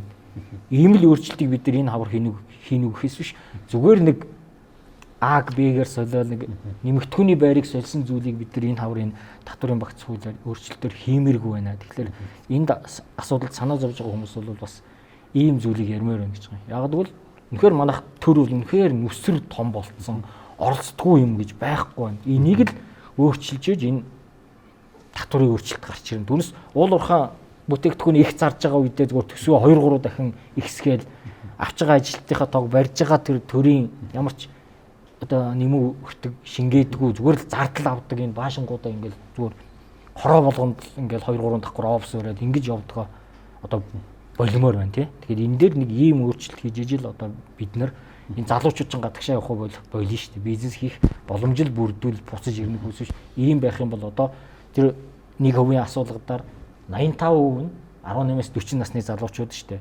Тэр хүмүүст орлоготой өмчтөй болох боломжийг нь энэ хуулиар гаргахгүй тэр залуучууд ихэнх нь явна шүү дээ. Тэгэхээр ийм эзэгтэй үед байгаа учраас энэ өөрчлөлтөө бид нар бол маш сайн ярилцаж хийх хэрэгтэй байна гэсэн. Сангийн яам ил тод бай, нээлттэй бай, татвар төлөгчтэй бас сонс тий. Улсын их хурлын гишүүд бас нээлттэй бай. Бодлого эвлэрэх тийм ээ. Тийм, маш сайн иргэн болгоныг оролцуулж хилцүүлгээ хиймэргүй шүү дээ. Нуугаал нэг бодлого бодоод байгаа юм шиг байсан байхгүй. За. Татварын мэрэгсэн зөвлөх их сайхан. За, өнөөдрийн хэлэлцүүлэгт урьж олсоосонд баярлж байна. Шинэ нэрэлтэд яг адилхан саналтай байна. 2-7 хоногийн өмнө сангийн яам татварын зөвлөхүүдийг одоо даад бас яг энэ одоо хуулийн шинжилгээ хам ярьсан. Тэрэн дээр ямар мэдээлэл өгсөн гэхээр ерөнхийдөө хэлэлцүүлүүд бол ингээд ер нь болцсон. Нийтийн санал онолыг бол авцсан. Тэн дээр үндэслэж энэ хуулийн төслүүдийг хийсэн. 4-р сарын сүүлээр засгийн газартын хуралдаанаар хэлэлцээд улсын их хурлд өргөн барина. Одоо ингээ өнөөдөр чинь 4 сарын 10 үндсэндээ одоо нэг 20 хоногийн дараа ингээд 20 хоногийн дараа өргөн барих гэж байгаа. Гэтэл өнөөдрийн энэ хууль нэмэгдсэн уртын халамтрын хуулийг шинжилсэн найруулга. Аж ахуйн нэгжийн орлогын халамтрын хууль, хөөгний орлогын халамтрын хуулийн нэмэлт өөрчлөлт. Гэтэл татварын харилцааг ерөнхийд нь нийтэн зохицуулдаг органик хууль юу татварын ерөнхий хууль ямар ч өөрчлөлт байхгүй. Тэгээ энэ болгоныг ингээ харахаар тэгээд хуулийн төслүүдээр орцсон юмнуудыг ингээ харахаар зөвхөн мэрэгжлийн хүний хувьд үнэхээр сэтгэл дундор байгаа. Энд ямар ч нэгдүгээр бодтой тийм судалгаа алгаа. За 10-20 мянган хүн оролцсон гэдэг хүнээс санал авсан. 10-20 мянган хүний хідэн яг татвар төлөгчд. Хідэн татвар судалдаг, эдийн засаг ойлгодог тийм хүмүүс юм. Хідэн одоо бидний маск гэж яриад байна шүү. Зүгээр одоо хүний гудамж явж байгаа хүнээс ингэсэн юм уу? Нэгдүгürt ийм алга. За хоёрдугаарт энэ хуулиуд дээр би бол одоо ерөөсөө дотоодын бодлон гадаадын хөрөнгө оруулалтыг өөгшүүлж яаж, урамшуулж яаж. Үйлдвэр гэж чинь бий болж байна. Нэмэн үрдэг шингэсэн бүтээгдэхүүн үйлдвэрлэж ижил энэ улс орон гэдэг юм чинь хөгждөг юм байна. Хаанхын жишээ бүх хүн мэдж. Гэтэл яг энэ чиглэлийн ямар ч өөрчлөлт байхгүй хуулийн нөттэй ш тэр шинжилсэн харилцагтай ш тэр. Би бол яг өнөөдөр үнэхээр одоо ерөнхий сайдын татварын шинжил хийнэ гэсэн тийм бодлого төвшүүлсэнтэй бол одоо сталгаад шүү. Гэтэл доор нь хийж гүйцэтгүүлж байгаа хүмүүсийн өнөөдрийн хийцэн юм ярьж байгаа яриа энэнд бол үнэхээр сэтгэл дундуур байна. Тэгээ би танай телевизэд одоо өнөөдөр гэхтэл ингээл уг нь сангийн яамны төлөөллийг үрсэн гэсэн ирээд сангийн яамны хүн ирээд ярьсан бол энэ чинь бас тэ хүмүүст илүү их өргөн хоёр талын мэдээлэлтэй болох хэрэгтэй байхгүй. Гэтэл байх. Тэгээ би танд 25 дугаар телевизэнд баярлалаа. Энэ одоо дуустдаггүй яриа байд юм уу, дуустдаг яриа байд юм уу, ямар яриагаар өнөөлөх юм. Энэ яг бүх нийтийн анхааралд орсон. Энд чинь Монгол улсын хувьд бүр үндэсний хэмжээгээр амин чухал асуудал. Энэ хилцүүлгийн улам өргөн хүрээнд явуулаасай. Бидний ярьж байгаа юмыг төр барьж байгаа, төрийн эрх барьж бодлого боловсруулж хараасай. Тэгээд яаран шүүрэн биш. Одоо тэр 4 сард тэр нэг тийм тавьсан байгавал тэр үнийгээ жоохон хойш нь тавьж байгаа. Энд чинь цаг хугацаа байна. Тэ? Арай чамбааруулаад үнэхээр нийт толны санаа бодлыг тусгаад нийгэм улсын хөгжил биднэрт хэрэгтэй ийм шинжил хийгээсэй л гэж бүрчин сэтгэлээсээ хүсэж байна. За. Бизнес ухааны доктор Лавгж юу? За 2008 оны хямралын өмнө төч Азийн том хямрал болсон. Biz 2006 он 4 орон бодлого дотроо эргүүлээ өөрчлөлтсөн байсан. Өөрчлөлөөл гараад тэгээд тэр том хямралыг авч гарсан. За ковидын өмнө бас адилхан ковидын 2 жилийн өмнө 19 он татварын систем өөрчлөлт хийсэн. Нөөтөө бол 16 оноос хэрэгжсэн. Тэгээд бид нэр ковидын хүндийг даваа гарцсан байхгүй. Өнөөдөр дэлхийд даяараа тарифын том дайн болж байна. Энэ хямралын өмнө одоо хийж байгаа систем зөвгөл бизнес олзуулах юм. За нэгдүгээр. Хамгийн гол нь татварын өөрчлөлт би татварын өөрчлөлт онцгой ярьж байна. Нийгмийн даатгалчид миний судалдаг ажил биш учраас ерхий зарим тоог нь мэднэ. Татвар дээр өнөөдөр би өөрөө доктор хамгаалсан. Нэмэгдсэн өртгийн албан татварын бүртгэл дээр суурилж бусад татварын орлогыг нэмэх нь гэдэг миний докторийн ажлын сэдэв. Би энэгээр доктор хамгаалаад бүх оновчлон гаргаад өгсөн. Гэтэл өнөөдөр шинжил ярих байгаа ерөнхий сайд, сангийн сайд, сангийн яам надтай уулзахаас маш их айж байгаа. Ерөөсөө сая 2 сарын хугацаанд бултсаар байгаа таарж байгаа байхгүй. Тэгэхээр энэ бол би сүүлийн 20 жил өөрөө энэ татварын систем, татварын онол буюу татварын эргэцэн өөрчлөлтөнд гардан оролцож ирсний хувьд эннийхээ сайн муу юмыг мэдхий үр дүн. Тэгэхдээ тэр хүнтэйгээ уулзахгүй зүгтж гин гэдэг бол эднээс өнгөн төлөлийн косметик юм хийх гэдэг байна. Энэ бол гэх юм бол сая хөнгөө илдгээр зэн дараа илдгээр хайрын цаг нар нэгдүгээр. За хоёрдугаар та түрүү нэг Монгол банкны нэг ерөнхийлөгчийн зураг үзүүллээ. За Монгол банк иргэндээ тэр төлбөрийн төлөө акт хар жагсаалтанд оруулахаас илүү Монгол банк өнөөдөр засгийн газрыг жагсаалтанд оруулзаа юу. За Монгол банкны өрний чинь 3-4 их найдан засгийн газартай холбоотой. Үе үеийн засгийн газар. Өнөөдөр өндөр албан тушаалтны төв банк хар жагсаалтанд оруул. Учир нь юу гэвэл үндэсний аюул байдлын зөвлөлийн 3 нөхрийн хэмжээнд мөнгө хэвлэлт сүүлийн 10 жил тасралтгүй ихсэн. Мөнгө хэвлэлсэн тоогоор төгрөгийн анш унсан. Тэгээ Монгол банк иргэнээ хар жагсаалтанд оруулахаас илүү засгийн газрыг үндэсний аюул байдлын зөвлөл буюу одоо өндөр албан тушаалтангуудаа хар жагсаалтанд оруулаа. Дээр нь төр дэмбэт явуулчих. Тэгэх юм бол гайг бол. Баярлалаа. За баярлалаа. Ямар сэдвүүлээ ингээ яг бараг 2 цаг 5 минутын хугацаанд ингээ ярилцлаа. Тэгээд хийлж ярьж амжаагүй сэдвүүд ч гэсэн байгаа бах. Тэгээд дараагийн хэлцүүл хэдүүлээс тийм ээ. Энэ саставаараа гэдэг юм уус өөр бүрэлдэхүүнээс иргэн уулзахын одоо үлзээтэй тэр өрөөлийг л одоо дэвшүүлээ тийм үү. Тэгээд цаг заваа гарцсан байж ирж бидэнтэй сонирхолтой юм уу өрөө оруулсан та дөрөвтэй маш харгалаа илэрхийлээ тийм ээ. За маш их баярлалаа. Та суужаа одоо хөл гар ус гимсэн бах тийм. За тийм. За.